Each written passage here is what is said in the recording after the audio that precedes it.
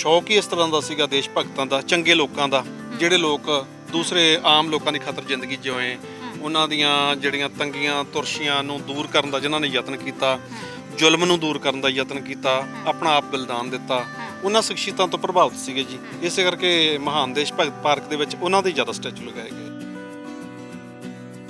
ਕਿਹੜੇ ਦੇਸ਼ਾਂ ਦੇ ਵਿੱਚ ਘੱਲ ਕਲਾਂ ਦੇ ਮਨਜੀਤ ਸਿੰਘ ਗਿੱਲ ਔਰ ਸੁਰਜੀਤ ਸਿੰਘ ਗਿੱਲ ਦਾ ਨਾਮ ਗੂੰਜਦਾ ਹੈ ਜੀ? ਅਸੀਂ New Zealand, Canada, America, Australia, Malaysia, Singapore ਤੇ ਜਰਮਨ, ਇਹਨਾਂ ਮੁਲਕਾਂ ਦਾ ਮੈਨੂੰ ਪਤਾ। ਬਾਕੀ ਉਹ ਜਿਹੜੇ ਲੋਕ ਆਉਂਦੇ ਆ ਲੈ ਕੇ ਜਾਂਦੇ ਉਹ ਮੈਨੂੰ ਕੋਈ ਜਾਣਕਾਰੀ ਨਹੀਂ। ਇਹਨਾਂ ਮੁਲਕਾਂ ਦਾ ਪਤਾ ਵੀ ਕੰਟੇਨਰਾਂ ਦੇ ਕੰਟੇਨਰ ਸਟੈਚੂ ਜਿਹੜੇ ਹੈਗੇ ਆ ਬਾਹਰ ਲਗਾਏ ਗਏ ਆ।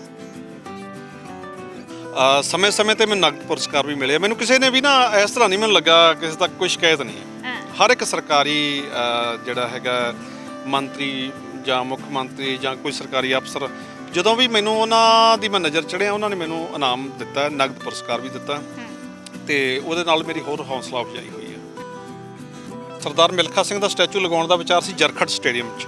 ਜਰਖੜ ਸਟੇਡੀਅਮ ਦੇ ਵਿੱਚ ਜਗਰੂਪ ਜਰਖੜ ਜੀ ਆ, ਉਹਨਾਂ ਨੇ ਜਿੰਨੇ ਸਟੈਚੂ ਲਗਵਾਏ ਸਾਡੇ ਤੋਂ, ਉਹ ਸਾਰੇ ਉੱਥੇ ਜਰਖੜ ਦੇ ਸਟੇਡੀਅਮ 'ਚ ਲੱਗੇ ਹੋਏ ਆ। 18 ਫੁੱਟ ਜਿਹੜਾ ਹੈਗਾ ਮਿਲਖਾ ਸਿੰਘ ਦਾ ਉਸ ਟਾਈਮ ਸਟੈਚੂ ਬਣਾਇਆ ਗਿਆ ਸੀ।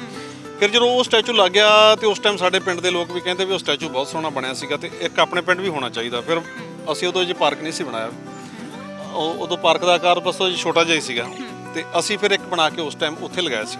ਫਿਰ ਜਦੋਂ ਪਾਰਕ ਵੱਡਾ ਹੋਇਆ ਉਹੀ ਸਟੈਚੂ ਅਸੀਂ ਇੱਥੇ ਲਗਾ ਦਿੱਤੇ। ਵੇਖੋ ਫਾਈਬਰ ਆਪਟਿਕ ਦੀ ਜਿਹੜੀ ਖੋਜ ਹੋਈ, ਨੈੱਟ ਦੀ ਸਪੀਡ ਬਣੀ, ਇਹਨਾਂ ਦੀ ਬਦੌਲਤ ਆ। ਸਰਦਾਰ ਨਰਿੰਦਰ ਸਿੰਘ ਕਪਾਨੀ ਦਾ ਫਿਰ ਸਟੈਚੂ ਬਣਾ ਕੇ ਸਾਨੂੰ ਬਹੁਤ ਸਕੂਨ ਮਿਲਿਆ, ਤੇ ਇਹ ਤੋਂ ਵੱਡਾ ਸਕੂਨ ਹੋਰ ਕੀ ਹੋ ਸਕਦਾ ਵੀ ਉਹ ਆਪ ਵੀ ਖੁਸ਼ ਸੀਗੇ ਵੀ ਘੱਲ ਕਲਾਂ 'ਚ ਮੇਰਾ ਸਟੈਚੂ ਲਗਾਇਆ ਗਿਆ।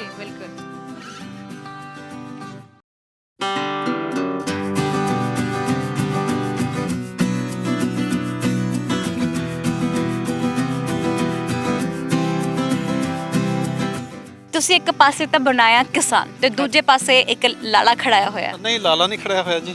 ਡਾਕਟਰ MS ਸਵਾਮੀਨਾਥਨ ਹੈ, ਜਿਨ੍ਹਾਂ ਨੇ ਕਿਸਾਨਾਂ ਦੀ ਜ਼ਿੰਦਗੀ ਨੂੰ ਸੁਧਾਰਨ ਵਾਸਤੇ ਜਿਹੜੀ ਉਹ ਰਿਪੋਰਟ ਲਿਖੀ ਸੀ NCF, ਹੈ ਨਾ। ਤੇ ਇਹ ਇਹਨਾਂ ਦੀ ਕੁਰਬਾਨੀ ਬਹੁਤ ਵੱਡੀ ਹੈ, ਕਿਉਂਕਿ ਜਿਹੜੇ ਝੋਰੜਾ ਪਿੰਡ ਹੈ ਬਾਬਾ ਈਸ਼ਰ ਸਿੰਘ ਜੀ ਦਾ, ਉਹ ਵੀ ਇੱਥੋਂ ਹੀ ਗਿੱਲਾਂ ਦੇ ਜਿਹੜੇ 43 ਪਿੰਡ ਬਣੇ ਆ, ਝੋਰੜਾ ਪਿੰਡ ਵੀ ਇੱਥੇ ਬਣਿਆ। ਤੇ ਸਾਨੂੰ ਇਉਂ ਲੱਗਦਾ ਵੀ ਸਾਡੇ ਬਜ਼ੁਰਗ ਹੈ ਬਾਬਾ ਈਸ਼ਰ ਸਿੰਘ ਗਿੱਲ। ਪੰਜਾਬ ਸਰਕਾਰ ਦੀ ਨਜ਼ਰਾਂ ਚੜ੍ਹ ਗਿਆ, ਫਿਰ ਇਹ ਗਵਾਲੀਅਰ ਕੰਮ ਦਿੱਤਾ ਗਿਆ। ਜਦੋਂ ਗਵਾਲੀਅਰ ਇਹ ਬਣਨੇ ਹੋਏ ਸਟੈਚੂ ਸ਼ੁਰੂ ਹੋਏ, ਉਸ ਟਾਈਮ ਮੈਂ ਸਰਕਾਰ ਦੇ ਵਿੱਚ ਹੀ ਸੀ, ਤੇ ਉੱਥੇ ਉਹਨਾਂ ਤੋਂ ਨਾ ਸਿੱਖ ਚਿਹਰੇ ਬਣਾਉਣ 'ਚ ਦਿੱਕਤ ਆ ਰਹੀ ਸੀ। ਅੱਜ ਵੀ ਮੇਰੇ ਕੋਲ ਸਾਰਾ ਰਿਕਾਰਡ ਪਿਆ, ਜੇ ਤੁਸੀਂ ਚੱਪੜਚਿੜੀ ਵਾਲੀ ਜਿਹੜੀ ਫਾਈਲ ਕਢਵਾਓ ਪੰਜਾਬ ਸਰਕਾਰ ਦੀ, ਉਹ 'ਚ ਸਾਰਾ ਕੁਝ RTI 'ਚ ਤੁਸੀਂ ਮੰਗਾ ਸਕਦੇ ਹੋ। ਉਸ ਟਾਈਮ ਉਹਨਾਂ ਦੇ ਮਾਡਲ ਫੇਲ ਹੋ ਗਏ ਸੀ, ਉਹ ਮੇਰਾ ਮਾਡਲ ਬਣਾ ਕੇ ਦਿੱਤਾ। ਉਹ ਮੇਰੇ ਮਾਡਲ ਤੋਂ ਫਿਰ ਵੱਡਾ ਆਕਾਰ ਬਣਿਆ। ਫਿਰ ਉਹ ਮੈਂ ਉਸ ਟਾਈਮ ਜਦੋਂ ਇਹ ਡਿਸਪਲੇ ਕਰਨੇ ਸੀ, ਉਸ ਟਾਈਮ ਵੀ ਮੈਂ ਮੇਰੇ ਡਿਸਪਲੇ ਕਰਾਏ ਹੋਏ ਆ। ਬਾਰਿਸ਼ ਹੁੰਦੀ ਹੈ, ਹਨੇਰੀ ਆਉਂਦੀ ਹੈ, ਤਾਂ ਉਸ ਦੌਰਾਨ ਇਹਨਾਂ ਨੂੰ ਕੋਈ ਨੁਕਸਾਨ ਤਾਂ ਨਹੀਂ ਹੁੰਦਾ ਕਿ ਤੁਹਾਨੂੰ ਲੱਗਦਾ ਹੈ ਕਿ ਇਸ ਤਰੀਕੇ ਨਾਲ ਹੀ ਤਿਆਰ ਕਰਨਾ ਹੁੰਦਾ ਕਿ ਇਹਨੂੰ ਕੋਈ ਨੁਕਸਾਨ ਨਾ ਹੋਵੇ? ਇਹ ਸੋਚਣਾ ਪੈਂਦਾ ਪਹਿਲਾਂ ਜਦੋਂ ਸਟੈਚੂ ਤਿਆਰ ਕਰਦੇ ਆ ਵੀ ਇੱਥੇ ਹਨੇਰੀਆਂ ਤੂਫਾਨ ਵੀ ਆਉਣਗੇ, ਬਾਰਿਸ਼ ਤੇ ਜਿਹੜਾ ਗਰਮੀ ਸਰਦੀ ਵੀ ਬਹੁਤ ਜ਼ਿਆਦਾ ਪੈਂਦੀ ਹੈ ਪੰਜਾਬ ਦੇ ਵਿੱਚ। ਇਹ ਅਸੀਂ ਪਹਿਲਾਂ ਹੀ ਸੋਚ ਕੇ ਬਣਾਉਂਦੇ ਆ, ਕਾਫੀ ਮਜ਼ਬੂਤ ਰੱਖਿਆ ਜਾਂਦਾ ਜੀ। ਸੰਤੁਸ਼ਟ ਹੋ ਤੁਸੀਂ ਇਸ ਕਾਰਜ ਤੋਂ? ਪੂਰੀ ਤਰ੍ਹਾਂ। ਲੋਕ ਕਹਿੰਦੇ ਸੰਤੁਸ਼ਟ ਨਹੀਂ ਹੋਣਾ ਚਾਹੀਦਾ, ਅਸੀਂ ਕਹਿੰਦੇ ਹੋਣਾ ਵੀ ਚਾਹੀਦਾ ਸੰਤੁਸ਼ਟ, ਤੇ ਅਸੀਂ ਹੈਗੇ ਵੀ।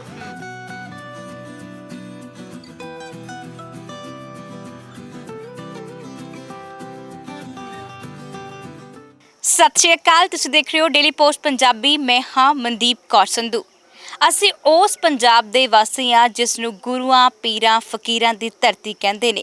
ਇੰਨਾ ਅਮੀਰ ਵਿਰਸਾ ਹੈ ਸਾਡੇ ਪੰਜਾਬ ਦਾ, ਪਰ ਅਫਸੋਸ ਕਿ ਅਸੀਂ ਇਸ ਨੂੰ ਆਪ ਹੀ ਗਵਾ ਲਿਆ ਹੈ ਜਾਂ ਗਵਾਉਂਦੇ ਜਾ ਰਹੇ ਹਾਂ, ਤੇ ਪੰਜਾਬੀ ਮਾਂ ਬੋਲੀ ਤੋਂ ਅਸੀਂ ਕੋਹਾਂ ਦੂਰ ਹੁੰਦੇ ਜਾ ਰਹੇ ਹਾਂ। ਤੇ ਕੁਝ ਇਸੇ ਹੀ ਪੰਜਾਬ ਦੇ ਰਹਿਣ ਵਾਲੇ ਅਜਿਹੇ ਲੋਕ ਵੀ ਨੇ ਜੋ ਇੰਨੀ ਚੰਗੀ ਸੋਚ ਦੇ ਮਾਲਕ ਨੇ, ਜੋ ਆਪਣੇ ਖੂਬਸੂਰਤ ਹੱਥਾਂ ਦੇ ਨਾਲ, ਦਿਮਾਗ ਦੇ ਨਾਲ ਕੁਝ ਐਸੀਆਂ ਤਸਵੀਰਾਂ ਕੱਢ ਦਿੰਦੇ ਨੇ ਜੋ ਇਹ ਦਰਸਾਉਂਦੀਆਂ ਨੇ ਕਿ ਸਾਡਾ ਪੰਜਾਬ ਕਿੰਨਾ ਅਮੀਰ ਹੈ, ਅਸੀਂ ਕਿੰਨੇ ਅਮੀਰ ਹਾਂ, ਪਰ ਅਸੀਂ ਆਪਣੀਆਂ ਹੀ ਗਲਤੀਆਂ ਕਰਕੇ ਇਹਨਾਂ ਨੂੰ ਗਵਾ ਲੈਂਦੇ ਹਾਂ। ਸੋ ਇਸੇ ਤਰ੍ਹਾਂ ਕੁਝ ਇੱਕ ਐਸੇ ਘਾੜੇ ਦੇ ਨਾਲ, ਐਸੇ ਮੂਰਤੀਕਾਰ ਦੇ ਨਾਲ ਤੁਹਾਡੀ ਮੁਲਾਕਾਤ ਕਰਾਵਾਂਗੇ। ਐਸੇ ਮੂਰਤੀਕਾਰ ਨੇ ਦੋ ਭਰਾ, ਮੋਗਾ ਜ਼ਿਲ੍ਹਾ ਦੇ ਪਿੰਡ ਘੱਲ ਕਲਾਂ ਦੇ ਰਹਿਣ ਵਾਲੇ ਨੇ, ਪਰ ਜਿਨ੍ਹਾਂ ਦੇ ਵੱਲੋਂ ਕੁਝ ਐਸਾ ਤਰਾਸ਼ਿਆ ਗਿਆ ਹੈ ਕਿਆ ਹੀ ਬਾਤਾਂ ਨੇ। ਜਦੋਂ ਐਂਟਰ ਹੁੰਨੇ ਆ ਮੋਗਾ ਦੇ ਪਿੰਡ ਕਲਕਲਾਂ ਦੇ ਵਿੱਚ ਤਾਂ ਉਹਨਾਂ ਦੇ ਵੱਲੋਂ ਬਣਾਈਆਂ ਗਈਆਂ ਮੂਰਤੀਆਂ ਦਿਲ ਮੋਹ ਲੈਂਦੀਆਂ ਨੇ। ਪੰਜਾਬ ਦੇ ਉਸ ਵਿਰਸੇ ਦੀ ਝਾਤ, ਉਸ ਝਲਕ ਨੂੰ ਦਿਖਾਉਂਦੀਆਂ ਨੇ ਕਿ ਅਸੀਂ ਇਸ ਪੰਜਾਬ ਦੇ ਰਹਿਣ ਵਾਲੇ ਹਾਂ ਔਰ ਇਸੇ ਕਰਕੇ ਅਸੀਂ ਜਿਉਂਦੇ ਵੀ ਹਾਂ ਤੇ ਇਹਨਾਂ ਕਰਕੇ ਅਸੀਂ ਜਿਉ ਰਹੇ ਹਾਂ।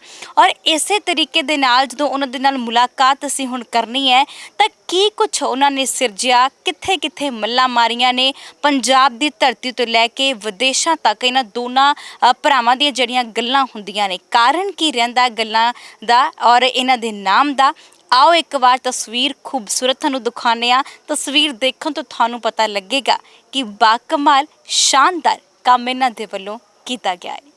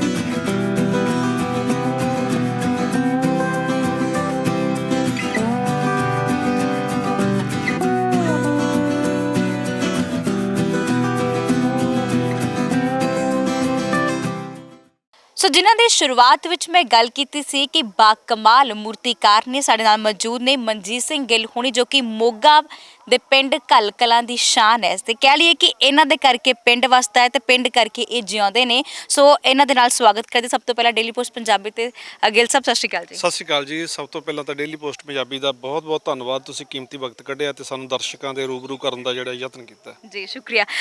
ਜਿਸ ਤਰੀਕੇ ਨਾਲ ਜਦੋਂ ਮੈਂ ਐਂਟਰ ਹੋਈ ਸੀ ਤੁਹਾਡੇ ਇਸ ਪਾਰਕ ਦੇ ਵਿੱਚ, ਕਹਿ ਲਓ ਮਹਾਨ ਦੇਸ਼ ਭਗਤ ਪਾਰਕ ਹੈ, ਬਹੁਤ ਕੁਝ ਦਰਸਾ ਰਿਹਾ ਹੈ ਪਾਰਕ, ਬਹੁਤ ਕੁਝ ਸਾਨੂੰ ਪੰਜਾਬੀ ਸੱਭਿਆਚਾਰ ਦੇ ਨਾਲ, ਪੰਜਾਬੀ ਵਿਰਸੇ ਦੇ ਨਾਲ, ਸਾਡੀ ਮਹਾਨ ਵਿਰਾਸਤ ਦੇ ਨਾਲ ਜੋੜਦਾ ਹੈ। ਸੋ ਸਭ ਤੋਂ ਪਹਿਲਾਂ ਕਿ ਇੰਨਾ ਬਾਕਮਾਲ ਸ਼ਾਨਦਾਰ ਤੁਹਾਡਾ ਕੰਮ ਹੈ, ਸ਼ੁਰੂਆਤ ਕਿੱਦਾਂ ਹੁੰਦੀ ਹੈ? ਸ਼ੁਰੂਆਤ ਬਸ ਇਸ ਤਰ੍ਹਾਂ ਕਿ ਸਾਡਾ ਇਹ ਬਚਪਨ ਇਸੇ ਪਿੰਡ ਦੇ ਵਿੱਚ ਬੀਤਿਆ। ਮੇਰਾ ਨਾਮ ਮਨਜੀਤ ਸਿੰਘ ਗਿੱਲ ਹੈ ਤੇ ਮੇਰਾ ਭਰਾ ਸੁਰਜੀਤ ਸਿੰਘ ਗਿੱਲ। ਸਾਡਾ ਘਰ ਸਾਹਮਣੇ ਸੀਗਾ ਤੇ ਕਿਉਂਕਿ ਜਗ੍ਹਾ ਜਿਹੜੀ ਹੈਗੀ ਇਤਿਹਾਸਕ ਹੈ, ਇੱਥੇ ਸ਼ਹੀਦ ਕਰਤਾਰ ਸਿੰਘ ਸਰਾਭਾ ਨੇ ਆਪਣੇ ਪਵਿੱਤਰ ਚਰਨ ਪਾਏ ਸੀਗੇ ਤੇ ਇਸ ਕਰਕੇ ਸਾਡੇ ਵੱਡ ਵਡੇਰੇ ਜਿਹੜੇ ਬਜ਼ੁਰਗ ਦੱਸਦੇ ਰਹਿੰਦੇ ਸੀ ਵੀ ਇੱਥੇ ਆਪਣੇ ਜਿਹੜਾ ਬੋਰਡ ਹੈ ਉਹਦੇ ਥੱਲੇ ਕਰਤਾਰ ਸਿੰਘ ਸਰਾਭੇ ਨੇ ਰਾਤ ਕੱਟੀ ਸੀ, ਕਿਉਂਕਿ ਪਿੰਡੋਂ ਬਾਹਰ-ਬਾਹਰ ਸੀ ਇਹ ਜਗ੍ਹਾ। ਫਿਰ ਅਸੀਂ ਹੌਲੀ-ਹੌਲੀ, ਉਦੋਂ ਤਾਂ ਇੰਨੇ ਵਸੀਲੇ ਨਹੀਂ ਸੀ, ਹੌਲੀ-ਹੌਲੀ ਉਹ ਜਗ੍ਹਾ ਖਰੀਦੀ। ਪਰ ਇਹ ਬਦਕਿਸਮਤੀ ਇਹ ਰਹੀ ਕਿ ਜਦੋਂ ਜਗ੍ਹਾ ਅਸੀਂ ਖਰੀਦਣੀ ਸੀ 1 ਸਾਲ ਪਹਿਲੇ ਉਹਨਾਂ ਨੇ ਬੋਰਡ ਪੱਟਤਾ, ਉਹ ਜਿਹੜੇ ਮਾਲਕ ਸੀਗੇ ਜ਼ਮੀਨ ਦੇ। ਫਿਰ ਹੌਲੀ-ਹੌਲੀ ਜ਼ਮੀਨ ਅਸੀਂ ਉਹ ਖਰੀਦ ਕੇ ਤੇ ਦੇਸ਼ ਭਗਤਾਂ ਦੀ ਯਾਦ ਨੂੰ ਦਰਸਾਉਂਦਾ ਜਿਹੜਾ ਹੈਗਾ ਇਹ ਸੋਚਿਆ ਸੀ, ਇਹ ਸੁਪਨਾ ਲਿਆ ਸੀ ਪਾਰਕ ਦਾ ਤੇ ਉਹ ਪਾਰਕ ਦੇ ਵਿੱਚ ਹੀ ਅੱਜ ਤੁਸੀਂ ਆਏ ਹੋਏ ਹੋ। ਬਾਕੀ ਹੌਲੀ-ਹੌਲੀ ਇਹ ਵਿਸਥਾਰ ਹੋਰ ਲੈ ਰਿਹਾ ਪਾਰਕ। ਜੀ ਬਿਲਕੁਲ। ਤੁਸੀਂ ਜਗ੍ਹਾ ਖਰੀਦਦੇ ਹੋ ਔਰ ਇੱਕ ਮਹਾਨ ਸ਼ਖਸੀਅਤ ਉੱਥੇ ਪਹੁੰਚਦੇ ਨੇ, ਸੋ ਉਸ ਤੋਂ ਬਾਅਦ ਤੁਸੀਂ ਜਗ੍ਹਾ ਖਰੀਦਣੀ ਕਰਦੇ ਹੋ ਕਿ ਉਹ ਦੇ ਦਿੰਦੇ ਨੇ ਜਗ੍ਹਾ? ਇਹ ਤਾਂ ਨਹੀਂ ਕਹਿੰਦੇ ਕਿ ਨਹੀਂ ਜਗ੍ਹਾ ਦੇਣੀ ਨਹੀਂ ਹੈ, ਕਿਉਂਕਿ ਬੜੀ ਇੱਕ ਜਦੋਂ ਅਸੀਂ ਚੀਜ਼ ਖਰੀਦਣੀ ਹੁੰਦੀ ਹੈ ਤਾਂ ਕਸ਼ਮਕਸ਼ ਵੀ ਬੜਾ ਹੁੰਦਾ ਹੈ। ਅਸਲ 'ਚ ਕਿਉਂਕਿ ਆਪਾਂ ਵੀ ਪੰਜਾਬੀ ਆ, ਪੰਜਾਬੀ ਲੋਕਾਂ ਦੀ ਮਾਨਸਿਕਤਾ ਸਮਝਦੇ ਹਾਂ। ਪੈਸੇ ਨਾਲ ਕੁਝ ਵੀ ਖਰੀਦਿਆ ਜਾ ਸਕਦਾ। ਜੇ ਵੈਸੇ ਇਹਨਾਂ ਨੂੰ ਮੈਂ ਕਹਿੰਦਾ ਵੀ ਜਗ੍ਹਾ ਲੈਣੀ ਹੈ, ਇੱਥੇ ਆ ਯਾਦਗਾਰ ਬਣਾਉਣੀ, ਇਹਨਾਂ ਨੇ ਕਦੇ ਨਹੀਂ ਸੀ ਦੇਣੀ। ਇਹਨਾਂ ਨੂੰ ਵੱਧ ਪੈਸੇ ਦੇ ਕੇ ਤੇ ਜਗ੍ਹਾ ਜਿਹੜੀ ਆ ਉਹ ਖਰੀਦੀ ਤੇ ਹੌਲੀ-ਹੌਲੀ ਫਿਰ ਪਹਿਲਾਂ ਕਾਫੀ ਖੁੱਲੀ ਜਗ੍ਹਾ ਖਰੀਦ ਕੇ ਰੱਖ ਲਈ ਤਾਂ ਕਿ ਆਉਣ ਵਾਲੇ ਸਮੇਂ ਦੇ ਵਿੱਚ ਰੇਟ ਕਿਤੇ ਜਦੋਂ ਜ਼ਿਆਦਾ ਇਹਨਾਂ ਨੇ ਵੇਖ ਕੇ ਕਰ ਦੇਣੇ ਆ। ਤੇ ਇਹਨਾਂ ਦੀ ਮਾਨਸਿਕਤਾ ਚੰਗੀ ਤਰ੍ਹਾਂ ਸਮਝਦੇ ਸੀਗੇ ਜੀ, ਕਿਉਂਕਿ ਸਾਡੇ ਹੀ ਭਾਈਚਾਰਾ ਹੈਗਾ, ਪੰਜਾਬੀ ਭਾਈਚਾਰਾ, ਤੇ ਅਸੀਂ ਉਹ ਫਿਰ ਕਾਫੀ ਜਗ੍ਹਾ ਖਰੀਦ ਕੇ ਖੁੱਲੀ ਰੱਖ ਲਈ ਤੇ ਹੌਲੀ-ਹੌਲੀ ਉਹਦਾ ਵਿਸਥਾਰ ਕਰੀ ਜਾ ਰਹੇ ਹਾਂ। Very good. ਜੇਕਰ ਗੱਲ ਕੀਤੀ ਜਾਵੇ, ਜਦੋਂ ਅਸੀਂ ਕਿਸੇ ਵੀ ਕੰਮ ਦੀ ਸ਼ੁਰੂਆਤ ਕਰਦੇ ਹਾਂ ਤਾਂ ਕੋਈ ਕੰਮ ਅਸੀਂ ਇੰਨੀ ਛੇਤੀ ਨਹੀਂ ਸਿੱਖਦੇ, ਜਾਂ ਅਸੀਂ ਕਿਸੇ ਵੱਲ ਦੇਖ ਕੇ ਸਿੱਖਦੇ ਹਾਂ, ਜਾਂ ਕੁਦਰਤ ਵੱਲੋਂ ਸਾਨੂੰ ਬਖਸ਼ਿਸ਼ ਹੁੰਦੀ ਹੈ ਇਸ ਕਾਰਜ ਜੋ ਸਾਨੂੰ ਸੌਂਪਿਆ ਹੁੰਦਾ ਹੈ। ਇਹ ਸ਼ੁਰੂਆਤ ਕਿੱਦਾਂ ਹੁੰਦੀ ਹੈ ਤੁਹਾਡੀ? ਤੁਸੀਂ ਕਿੱਦਾਂ ਇਸ ਲਾਈਨ ਦੇ ਵਿੱਚ ਆ ਗਏ? ਲਾਈਨ 'ਚ ਇਸ ਤਰ੍ਹਾਂ ਜੀ, ਸਾਡਾ ਜਿਹੜਾ ਬਚਪਨ ਆ ਉਹ ਬੀਤਿਆ ਸੰਤ ਬਾਬਾ ਨਾਹਰ ਸਿੰਘ ਜੀ ਸਨੇਰਾਂ ਵਾਲੇ ਜਿਹੜੇ ਮਹਾਂਪੁਰਸ਼ ਹੋਏ ਆ, ਉਹਨਾਂ ਦੀ ਕਿਰਪਾ ਦ੍ਰਿਸ਼ਟੀ ਰਹੀ। ਗੁਰੂ ਹਰਗੋਬਿੰਦ ਸਾਹਿਬ ਪਾਤਸ਼ਾਹ ਦਾ ਸਥਾਨ ਹੈ ਇੱਥੇ ਬਿਲਕੁਲ ਨਜ਼ਦੀਕ ਤੋਂ ਹੀ, ਜਿੱਥੇ ਆਵਾਜ਼ ਆ ਰਹੀ ਹੈ, ਤੇ ਸ੍ਰੀ ਗੁਰੂ ਪੀਰਾਂ ਦੀ ਇਹ ਮਿਹਰ ਹੈ ਤੇ ਉਸ ਤੋਂ ਬਾਅਦ ਜਦੋਂ ਕਲਾ ਹੌਲੀ ਹੌਲੀ ਪਨਪਦੀ, ਜਦੋਂ ਹੋਰ ਇਹਨੇ ਆਪਣਾ ਆਕਾਰ ਲਿਆ ਕਲਾ ਨੇ, ਤੇ ਫਿਰ ਉਸ ਤੋਂ ਬਾਅਦ ਮੈਂ ਚੰਡੀਗੜ੍ਹ ਆਰਟ ਕਾਲਜ ਚਲਾ ਗਿਆ, ਜਿਹੜੀ ਇਹਦੀ ਮੈਂ ਮਾਸਟਰ ਡਿਗਰੀ ਉੱਥੋਂ ਕੀਤੀ। ਤੇ ਮੇਰਾ ਛੋਟਾ ਭਰਾ ਜਿਹੜਾ ਮੇਰੇ ਨਾਲ ਰਹਿ ਕੇ ਕੰਮ ਕਰਦਾ ਰਿਹਾ ਜੀ। ਤੇ ਇਸ ਤਰ੍ਹਾਂ ਹੌਲੀ ਹੌਲੀ ਫਿਰ ਕਲਾ ਡਿਵੈਲਪ ਹੁੰਦੀ ਗਈ। ਸੁਰਜੀਤ ਔਰ ਮਨਜੀਤ ਦੀ ਜੋੜੀ ਨੇ ਮੈਂ ਕਹਿੰਦੀ ਪੂਰੇ ਦੇਸ਼ਾਂ ਵਿਦੇਸ਼ਾਂ 'ਚ ਧੁੰਮਾਂ ਪਾਈਆਂ ਹੋਈਆਂ ਨੇ। ਤੁਹਾਡੇ ਕਿਹੜਾ ਸਟੈਚੂ ਹੋਏਗਾ ਕਿੱਥੇ ਨਹੀਂ ਪਹੁੰਚਿਆ ਹੋਏਗਾ, ਹਰ ਪਾਸੇ ਜਾ ਰਿਹਾ। ਹੁਣ ਤੱਕ ਜੇਕਰ ਅਸੀਂ ਦੱਸਣਾ ਵੀ ਚਾਹੀਏ ਆਪਣੇ ਦਰਸ਼ਕਾਂ ਨੂੰ, ਤੁਸੀਂ ਜਿਹੜੀ ਤਸਵੀਰ ਮੇਰੇ ਨਾਲ ਦੇਖ ਰਹੇ ਹੋ ਇਸ ਵੇਲੇ ਇਬਰਾਹਿਮ ਲਿੰਕਨ ਹੋਣਾ ਦੇਖ ਰਹੇ ਹੋ, ਕਿ ਇਹ ਦੇਖੋ ਕਿ ਕਿੰਨੀ ਖੂਬਸੂਰਤ ਤਰੀਕੇ ਦੇ ਨਾਲ ਬਣਾਈ ਗਈ ਆ। ਸਭ ਤੋਂ ਪਹਿਲਾਂ ਜਾਣਨਾ ਚਾਹਾਂਗੇ ਕਿ ਜਦੋਂ ਇਹਨੂੰ ਤੁਸੀਂ ਬਣਾਉਣਾ ਸ਼ੁਰੂ ਕਰਦੇ ਹੋ, ਇੱਕ ਸਟੈਚੂ ਕਿੰਨਾ ਸਮਾਂ ਲੈਂਦਾ ਹੈ? ਤਕਰੀਬਨ ਮਹੀਨਾ ਕੁ ਲੱਗ ਜਾਂਦਾ ਜੀ ਤਿਆਰ ਕਰਨ ਤੇ, ਕਿਉਂਕਿ ਸਟੱਡੀ ਕਰਦੇ ਆ ਪਹਿਲਾਂ, ਕਿਉਂਕਿ ਜੋ ਦਿਮਾਗ ਦੇ ਵਿੱਚ ਪਿਆ ਸੋਚਾਂ ਜਿਹੜੀਆਂ ਹੌਲੀ ਹੌਲੀ ਪਨਪਦੀਆਂ, ਉਹਨਾਂ ਨੂੰ ਫਿਰ ਮੂਰਤੀ ਰੂਪ ਦਾ ਜਿਹੜਾ ਆਕਾਰ ਦਿੰਨੇ ਆ। ਕਿਉਂਕਿ ਸ਼ੌਕ ਹੀ ਇਸ ਤਰ੍ਹਾਂ ਦਾ ਸੀਗਾ ਦੇਸ਼ ਭਗਤਾਂ ਦਾ, ਚੰਗੇ ਲੋਕਾਂ ਦਾ, ਜਿਹੜੇ ਲੋਕ ਦੂਸਰੇ ਆਮ ਲੋਕਾਂ ਦੀ ਖਾਤਰ ਜ਼ਿੰਦਗੀ ਜਿਉਏ, ਉਹਨਾਂ ਦੀਆਂ ਜਿਹੜੀਆਂ ਤੰਗੀਆਂ ਤੁਰਸ਼ੀਆਂ ਨੂੰ ਦੂਰ ਕਰਨ ਦਾ ਜਿਨ੍ਹਾਂ ਨੇ ਯਤਨ ਕੀਤਾ, ਜ਼ੁਲਮ ਨੂੰ ਦੂਰ ਕਰਨ ਦਾ ਯਤਨ ਕੀਤਾ, ਆਪਣਾ ਆਪ ਬਲਿਦਾਨ ਦਿੱਤਾ, ਉਹਨਾਂ ਸ਼ਖਸੀਅਤਾਂ ਤੋਂ ਪ੍ਰਭਾਵਿਤ ਸੀਗੇ ਜੀ। ਇਸੇ ਕਰਕੇ ਮਹਾਨ ਦੇਸ਼ ਭਗਤ ਪਾਰਕ ਦੇ ਵਿੱਚ ਉਹਨਾਂ ਦੇ ਜ਼ਿਆਦਾ ਸਟੈਚੂ ਲਗਾਏ ਗਏ। ਕੀ ਬਾਤ ਹੈ। ਜਦੋਂ ਤੁਸੀਂ ਇਹਨੂੰ ਸ਼ੁਰੂਆਤ ਕੀਤੀ ਸੀ ਇਸ ਬੁੱਤ ਨੂੰ ਬਣਾਉਣ ਦੇ ਲਈ, ਕਿਸ ਮਿੱਟੀ ਦੀ ਵਰਤੋਂ ਕਰਦੇ ਹੋ? ਕਿਉਂਕਿ ਇਹ ਤਾਂ ਬਾਰਿਸ਼ ਆਉਂਦੀ ਹੈ ਜਾਂ ਇੱਥੇ ਕਿਉਂਕਿ ਖੁੱਲੇ ਛੱਤ ਦੇ ਹੇਠਾਂ ਇਸ ਵੇਲੇ ਪਾਰਕ ਹੈ ਨਾ, ਕੋਈ ਉੱਪਰ ਇਹਦੇ ਛਾਂ ਨਹੀਂ ਹੈ, ਧੁੱਪ ਵੀ ਹੰਡਾਉਂਦਾ ਪਿੰਡੇ ਤੇ ਮੀਂਹ ਵੀ ਹੰਡਾ ਰਿਹਾ ਹੈ ਬੁੱਤ। ਕਿਉਂਕਿ ਜਿਹੜੇ ਮਟੀਰੀਅਲ ਪਰਮਾਨੈਂਟ ਆ ਉਹਨਾਂ ਨੂੰ ਹੀ ਵਰਤਿਆ ਗਿਆ ਮਹਾਨ ਦੇਸ਼ ਭਗਤ ਪਾਰਕ ਦੇ ਵਿੱਚ, ਵੀ ਮਟੀਰੀਅਲ ਜਿਹੜੇ ਆ ਉਹ ਖਰਾਬ ਨਾ ਹੋਣ। ਕਿਉਂਕਿ ਹਰ ਤਰ੍ਹਾਂ ਦਾ ਮੌਸਮ ਹੈ ਪੰਜਾਬ ਦੇ ਵਿੱਚ, ਗਰਮੀ ਵੀ ਸਿਰੇ ਦੀ ਪੈਂਦੀ ਆ, ਸਰਦੀ ਵੀ ਸਿਰੇ ਦੀ ਪੈਂਦੀ ਆ, ਬਰਸਾਤਾਂ, ਹਨੇਰੀਆਂ, ਤੂਫਾਨ, ਤੇ ਉਹ ਸਾਰੀ ਚੀਜ਼ ਨੂੰ ਝੱਲਣ ਵਾਸਤੇ ਹੀ ਜਿਹੜਾ ਹੈਗਾ ਪਹਿਲਾਂ ਖਿਆਲ ਰੱਖਿਆ ਗਿਆ, ਮਜ਼ਬੂਤ ਬਣਾਏ ਗਏ ਜੀ ਸਟੈਚੂ। ਮਿੱਟੀ ਕਿਸ ਦੀ ਵਰਤੋਂ ਕਰਦੇ ਹੋ? ਹਾਂ, ਮਿੱਟੀ ਆਮ ਜਿਹੜੀ ਪੰਜਾਬ ਦੀ ਮਿੱਟੀ ਆ ਉਹਦੇ ਵਿੱਚ ਰੇਤਾ ਹੈ ਤੇ ਉਹ ਨਾ ਉਨੀ ਮਜ਼ਬੂਤ ਨਹੀਂ। ਅਸੀਂ ਫਿਰ ਚੰਡੀਗੜ੍ਹ ਦੀਆਂ ਪਹਾੜੀਆਂ 'ਚ ਮਿੱਟੀ ਲੈ ਕੇ ਆਂਦੀ ਵੀ ਆ, ਉਹਦੇ ਨਾਲ ਇਹ ਸਟੈਚੂ ਤਿਆਰ ਕਰਦੇ ਆ ਪਹਿਲਾਂ। ਫਿਰ ਉਸ ਤੋਂ ਬਾਅਦ ਉਹਨੂੰ ਚਾਹੇ ਮੈਟਲ ਦੇ ਵਿੱਚ ਕਰ ਲਈਏ ਕਨਵਰਟ, ਚਾਹੇ ਉਹਨੂੰ ਮਿਲਟ ਕਰ ਦਈਏ ਇਹਦੇ ਵਿੱਚ ਫਾਈਬਰ ਗਲਾਸ 'ਚ, ਫਿਰ ਉਹਨੂੰ ਕੋਈ ਵੀ ਮਟੀਰੀਅਲ ਨਾਲ ਅਸੀਂ ਆਕਾਰ ਦੇ ਸਕਦੇ ਹਾਂ ਜੀ। ਬਾਬੂ ਰਜ਼ਬ ਅਲੀ ਹੋਣੀ ਐਂਡ ਬਾਬਾ ਨਜ਼ਮੀ ਹੋਣਾ ਦੀ ਜਿਹੜੀ ਪਿੱਛੇ ਤੁਸੀਂ ਤਸਵੀਰ ਦੇਖ ਰਹੇ ਹੋ ਸਾਡੇ, ਕੀ ਬਾਤ ਹੈ ਕਿ ਕਿੰਨੀ ਖੂਬਸੂਰਤ ਤਰੀਕੇ ਦੇ ਨਾਲ ਤੁਸੀਂ ਬਣਾਈ ਹੋ। ਉਵੇਂ ਡਾਇਰੀ ਹੱਥ ਵਿੱਚ ਫੜੀ ਹੋਈ ਉਹਨਾਂ ਨੇ, ਔਰ ਉਸੇ ਤਰੀਕੇ ਨਾਲ ਪਾਕਿਸਤਾਨ ਦੇ ਉਸ ਮਹਾਨ ਬਾਬਾ ਨਜ਼ਮੀ ਦੀ ਜਿਹੜੀ ਮੂਰਤੀ ਉਹ ਤੁਸੀਂ ਦੇਖ ਰਹੇ ਹੋ। ਔਰ ਇਸ ਪਾਰਕ ਦੇ ਵਿੱਚ ਇੰਨਾ ਕੁਛ ਮੌਜੂਦ ਹੈ ਜੋ ਸਾਨੂੰ ਦਰਸਾਉਂਦਾ ਹੈ ਕਿ ਅਸੀਂ ਇਸ ਸੱਭਿਆਚਾਰ ਦੇ ਮਾਲਕ ਹਾਂ, ਪਰ ਅਸੀਂ ਕਿਤੇ ਨਾ ਕਿਤੇ ਦੂਰ ਹੁੰਦੇ ਜਾ ਰਹੇ ਹਾਂ। ਜੇਕਰ ਗੱਲ ਕੀਤੀ ਜਾਵੇ ਜਿਸ ਤਰੀਕੇ ਦੇ ਨਾਲ ਤੁਸੀਂ ਇਹਨਾਂ ਬੁੱਤਾਂ ਨੂੰ ਤਰਾਸ਼ਿਆ ਹੈ, ਤੁਸੀਂ ਕਹਿੰਦੇ ਕਿ 1 ਮਹੀਨਾ ਵੀ ਲੱਗਦਾ ਹੈ। ਸਭ ਤੋਂ ਵੱਡੀ ਸਾਡੀ ਕਿਸਾਨੀ ਦੀ ਪਿੱਛੇ ਮਿਸਾਲ, ਕੀ ਬਾਤ ਹੈ। ਮੀਆਂ ਵਾਲੀ ਮੰਡੀ ਵਿਕੇ ਵੈੜਕਾ ਨਗੌਰ ਦਾ, ਮੰਡੀ ਵਿਕੇ ਵੈੜਕਾ ਨਗੌਰ ਦਾ, ਕਰੀ ਕਿਤੇ ਮੇਲ ਰੱਬਾ ਦਿੱਲੀ ਤੇ ਲਾਹੌਰ ਦਾ। ਇਹ ਸਾਡੇ ਇੱਥੇ ਨੇੜੇ ਹੀ ਨੇ ਜਿਹੜੇ ਲੇਖਕ ਮੱਖਣ ਬਰਾੜ ਜੀ, ਜਿਨ੍ਹਾਂ ਦਾ ਕਾਫੀ ਫੇਮਸ ਹੋਇਆ ਸੀ ਨਾ ਗੀਤ ਗੁਰਦਾਸ ਮਾਨ ਜੀ ਦਾ, ਆਪਣਾ ਪੰਜਾਬ ਹੋਵੇ, ਉਹਨਾਂ ਨੇ ਲਾਈਨਾਂ ਲਿਖੀਆਂ ਹੋਈਆਂ। ਤੇ ਉਹੀ ਆਏ ਸੀਗੇ, ਗਿੱਲ ਹਰਦੀਪ ਜੀ ਮੇਰੇ ਦੋਸਤ ਆ, ਉਹ ਸਾਰੇ ਅਸੀਂ ਰਲੇ ਮਿਲੇ ਇੱਥੇ। ਫਿਰ ਉਹਨਾਂ ਨੇ ਇਹਦਾ ਉਦਘਾਟਨ ਕੀਤਾ ਸੀਗਾ, ਉਹਨਾਂ ਦੀਆਂ ਯਾਦਾਂ 'ਚ ਉਸ ਟਾਈਮ ਦੀ ਇਹ ਖੜੀ ਹੈ ਇੱਥੇ ਜੋੜੀ। ਉਹ ਹੁਣ ਵੀ ਆਉਂਦੇ ਜਾਂਦੇ ਰਹਿੰਦੇ ਆ, ਕਰੋਨਾ ਕਰਕੇ ਨਹੀਂ ਆਏ, ਨਹੀਂ ਉਹ ਮੇਰੇ ਮਿੱਤਰ ਆ, ਇੱਥੇ ਆਉਂਦੇ ਰਹਿੰਦੇ ਨੇ। ਜਦੋਂ ਤੁਸੀਂ ਬਣਾਉਂਦੇ ਹੋ, ਕਿਉਂਕਿ ਮੈਨੂੰ ਸ਼ਬਦ ਨਹੀਂ ਮਿਲ ਰਹੇ, ਤੁਸੀਂ ਇੰਨੇ ਤਰੀਕੇ ਦੇ ਨਾਲ, ਕਿਉਂਕਿ ਇੱਕ ਹੂ ਬਹੂ ਉਸ ਚੀਜ਼ ਨੂੰ ਇੱਦਾਂ ਲੱਗਦਾ ਕਿ ਜਿਵੇਂ ਸਾਡੇ ਸਾਹਮਣੇ ਹੀ ਉਹ ਵੜ ਕੇ ਖੜੇ ਹੋਣ, ਹੈ ਨਾ। ਹਰ ਇੱਕ ਚੀਜ਼, ਨੱਥ ਵੀ ਉਵੇਂ, ਰੱਸੀਆਂ ਵੀ ਉਵੇਂ, ਸਭ ਕੁਝ ਇੱਕ ਚੀਜ਼ ਸਾਨੂੰ ਇਹਦੇ ਵਿੱਚੋਂ ਮਿਲ ਰਹੀ ਹੈ। ਸਭ ਤੋਂ ਪਹਿਲਾਂ ਕਿ ਇਹਦਾ ਖਾਕਾ ਤਿਆਰ ਕਰ ਦਿਓ ਕਿ ਇਹਨੂੰ ਇਸ ਤਰੀਕੇ ਦੇ ਨਾਲ ਬਣਾਉਣਾ ਹੈ ਜੀ। ਜਿਵੇਂ ਹੁਣ ਮਹਾਨ ਦੇਸ਼ ਭਗਤ ਪਾਰਕ ਹੈ ਜੀ, ਇਹਦੇ 'ਚ ਦੌੜ ਦੇ ਬਲਦਾਂ ਦਾ ਹੋਰ ਤਾਂ ਕੋਈ ਕੰਮ ਨਹੀਂ ਸੀ, ਪਰ ਇਸ ਕਰਕੇ ਬਣਾਏ ਗਏ ਸਾਡੇ ਪੰਜਾਬੀ ਲੋਕਾਂ ਨੂੰ ਨਾ ਇਹਨਾਂ ਬਲਦਾਂ ਦੀਆਂ ਦੌੜਾਂ ਦਾ ਬਹੁਤ ਸ਼ੌਕ ਸੀ। ਪਰ ਪਿੱਛੇ ਇਹਨਾਂ ਦੇ ਉੱਪਰ ਨਾ ਬੈਨ ਲੱਗ ਗਿਆ ਸੀਗਾ ਜੀ, ਕਿਲ੍ਹਾ ਰਾਏਪੁਰ ਦੀਆਂ ਖੇਡਾਂ 'ਚ। ਹਾਂ, ਤੇ ਅਸੀਂ ਫਿਰ ਉਹ ਯਾਦ ਨੂੰ ਸਦੀਵੀ ਰੱਖਣ ਵਾਸਤੇ ਇਹ ਵੀ ਬਣਾਏ ਆ, ਕਿਉਂਕਿ ਦੇਸ਼ ਭਗਤਾਂ ਦੇ ਨਾਲ ਨਾਲ ਪੰਜਾਬੀ ਸੱਭਿਆਚਾਰ ਦੇ ਜਿਹੜਾ ਹੈਗਾ ਜਿਹੜੇ ਸਟੈਚੂ ਅਸੀਂ ਉਹ ਵੀ ਨਾਲ ਲਗਾਏ ਆ, ਤੇ ਸੱਭਿਆਚਾਰ ਦੇ ਵਿੱਚ ਹੀ ਆਪਣੇ ਆਉਂਦਾ ਹੈ। ਤੇ ਇਸ ਕਰਕੇ ਇਸ ਕਲਾਕਾਰਤ ਨੂੰ ਵੀ ਇਹ ਜਗ੍ਹਾ ਦਿੱਤੀ ਗਈ ਹੈ ਜੀ। ਜਦੋਂ ਤਿਆਰ ਕਰਨਾ ਸ਼ੁਰੂ ਕਰਦੇ ਹੋ ਉਸ ਟਾਈਮ ਤੇ ਕਿੰਨਾ ਸਮਾਂ ਉਸ ਖਾਕੇ ਨੂੰ ਤਿਆਰ ਕਰਨ ਤੇ ਲੱਗ ਜਾਂਦਾ ਹੈ? ਖਾਕੇ ਨੂੰ ਅਸਲ ਦੇ ਵਿੱਚ ਨਾ ਉਸ ਟਾਈਮ ਬਹੁਤ ਘੱਟ ਲੱਗਦਾ ਜਦੋਂ ਸਾਡਾ ਮਨ ਹੋਵੇ ਕੰਮ ਕਰਨ ਦੇ ਵਿੱਚ, ਹੈ ਨਾ। ਜਿਵੇਂ ਹੁਣ ਨੁਸਰਤ ਸਾਹਿਬ ਜਦੋਂ ਰਿਆਜ਼ ਕਰਦੇ ਸੀ, ਰਾਤਾਂ ਦਿਨ ਉਹਨਾਂ ਨੂੰ ਖੁਦ ਨਹੀਂ ਸੀ ਪਤਾ ਲੱਗਦਾ, ਹਾਰਮੋਨੀਅਮ ਦੇ ਕੋਲ ਹੀ ਸੌਂ ਜਾਂਦੇ ਸੀ। ਸਾਡਾ ਵੀ ਆਪਣੀ ਕਲਾ ਦੇ ਨਾਲ ਇੰਨਾ ਲਗਾਵ ਹੈ, ਸਾਨੂੰ ਉਦੋਂ ਫਿਰ ਟਾਈਮ ਦੀ ਲਿਮਟ ਜਿਹੜੀ ਆ ਪਤਾ ਨਹੀਂ ਲੱਗਦਾ ਗਾ।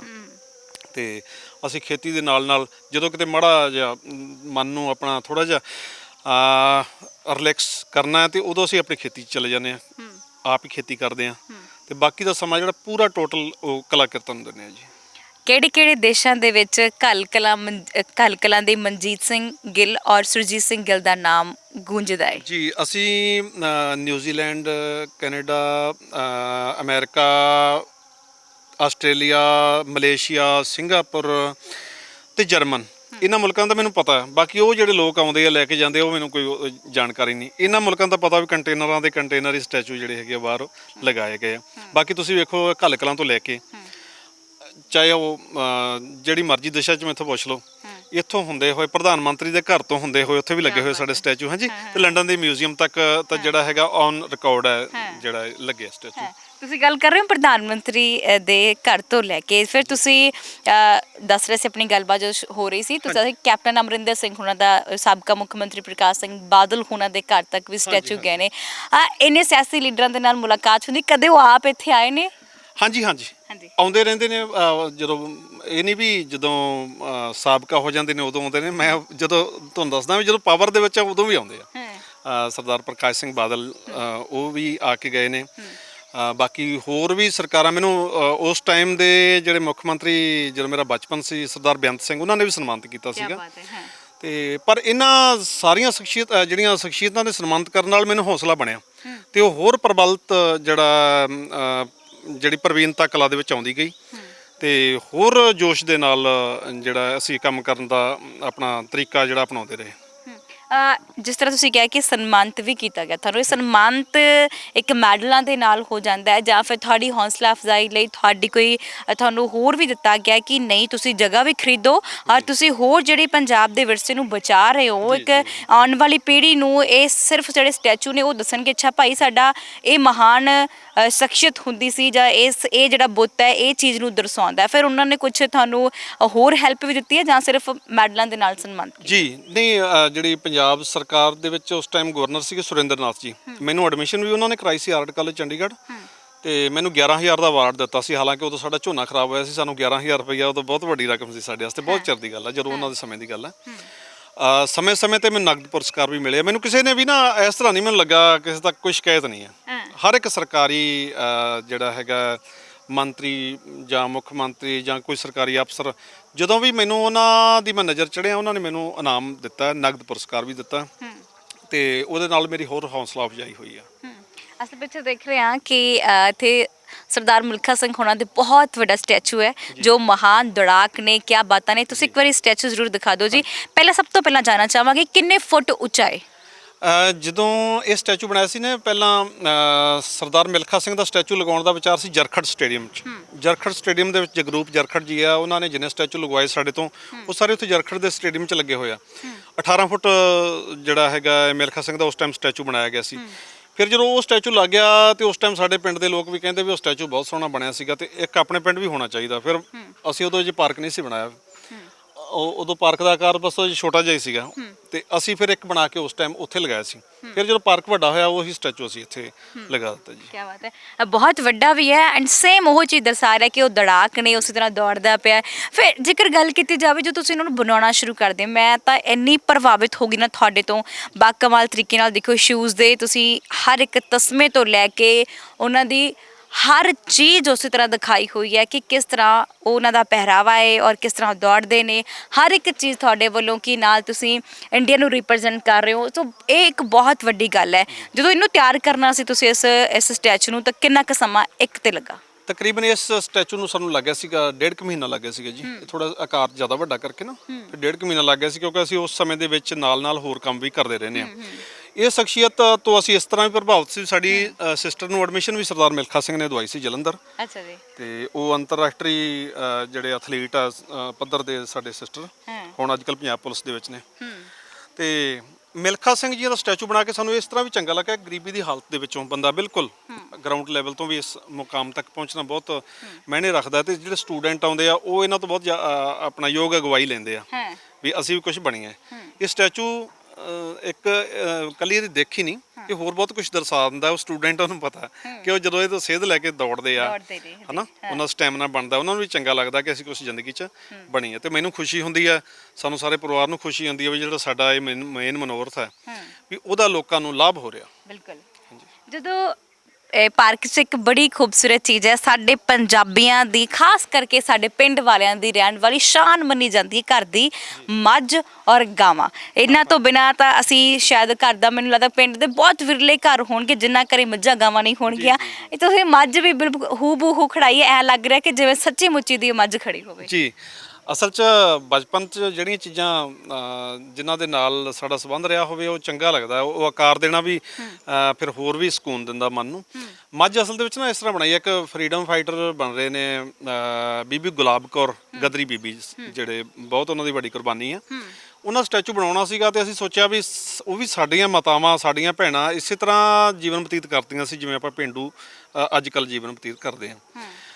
ਅਸੀਂ ਉਹਨਾਂ ਦੀ ਜੀਵਨੀ ਨੂੰ ਦਰਸਾਉਣ ਵਾਸਤੇ ਇਹ ਉਪਰਾਲਾ ਕੀਤਾ ਹੈ। ਮੱਝ ਵੀ ਬਣਾਈ ਹੈ, ਇੱਕ ਚੌਂਤਾ ਚੁੱਲ੍ਹਾ ਵੀ ਬਣਾਉਣਾ ਹੈ। ਉਹ ਇਸ ਤਰ੍ਹਾਂ ਲੱਗੇ ਵੀ ਜਿਹੜੇ ਉਹ ਸਾਡੇ ਵੱਡੇ ਵਡੇਰੇ ਆ ਬਿਲਕੁਲ ਸਾਡੇ ਵਿੱਚੋਂ ਹੀ ਸੀ, ਸਾਡੇ ਲੋਕਾਂ ਦੀ ਖਾਤਰ ਹੀ ਉਹਨਾਂ ਨੇ ਕੁਰਬਾਨੀਆਂ ਕੀਤੀਆਂ। ਤੇ ਇਹ ਫਿਰ ਮੱਝ ਸਾਡੇ ਵੈਸੇ ਅਸਲੀ ਮੱਝਾਂ ਵੀ ਵਿੱਚ ਹੀ ਖੜੀਆਂ ਪਾਰਕ ਦੇ ਜੀ। ਤੇ ਕਿਉਂਕਿ ਖੇਤੀਬਾੜੀ ਵਾਲਾ ਪਰਿਵਾਰ ਹੈ ਤੇ ਅਸੀਂ ਇਹ ਇਸ ਤਰ੍ਹਾਂ ਨਹੀਂ ਵਿਖਾਲਾ ਨਹੀਂ ਕੀਤਾ ਵਾ ਵੀ ਉਹ ਮੱਝਾਂ ਨੂੰ ਇੱਕ ਕੰਧ ਕੱਢ ਕੇ ਵੱਖਰਾ ਕੀਤਾ। ਸਾਰਾ ਕੁਝ ਵਿੱਚ ਹੀ ਚੱਲਦਾ ਜੀ, ਖੁੱਲ੍ਹਾ ਹੀ ਹੈ। ਬਿਲਕੁਲ ਘਰ ਦੀ ਸਬਜ਼ੀ ਤੋਂ ਲੈ ਕੇ ਮੈਂ ਕਹਿੰਦੀ ਹਰ ਚੀਜ਼ ਸਾਨੂੰ ਇੱਥੇ ਦੇਖਣ ਨੂੰ ਮਿਲੇਗੀ।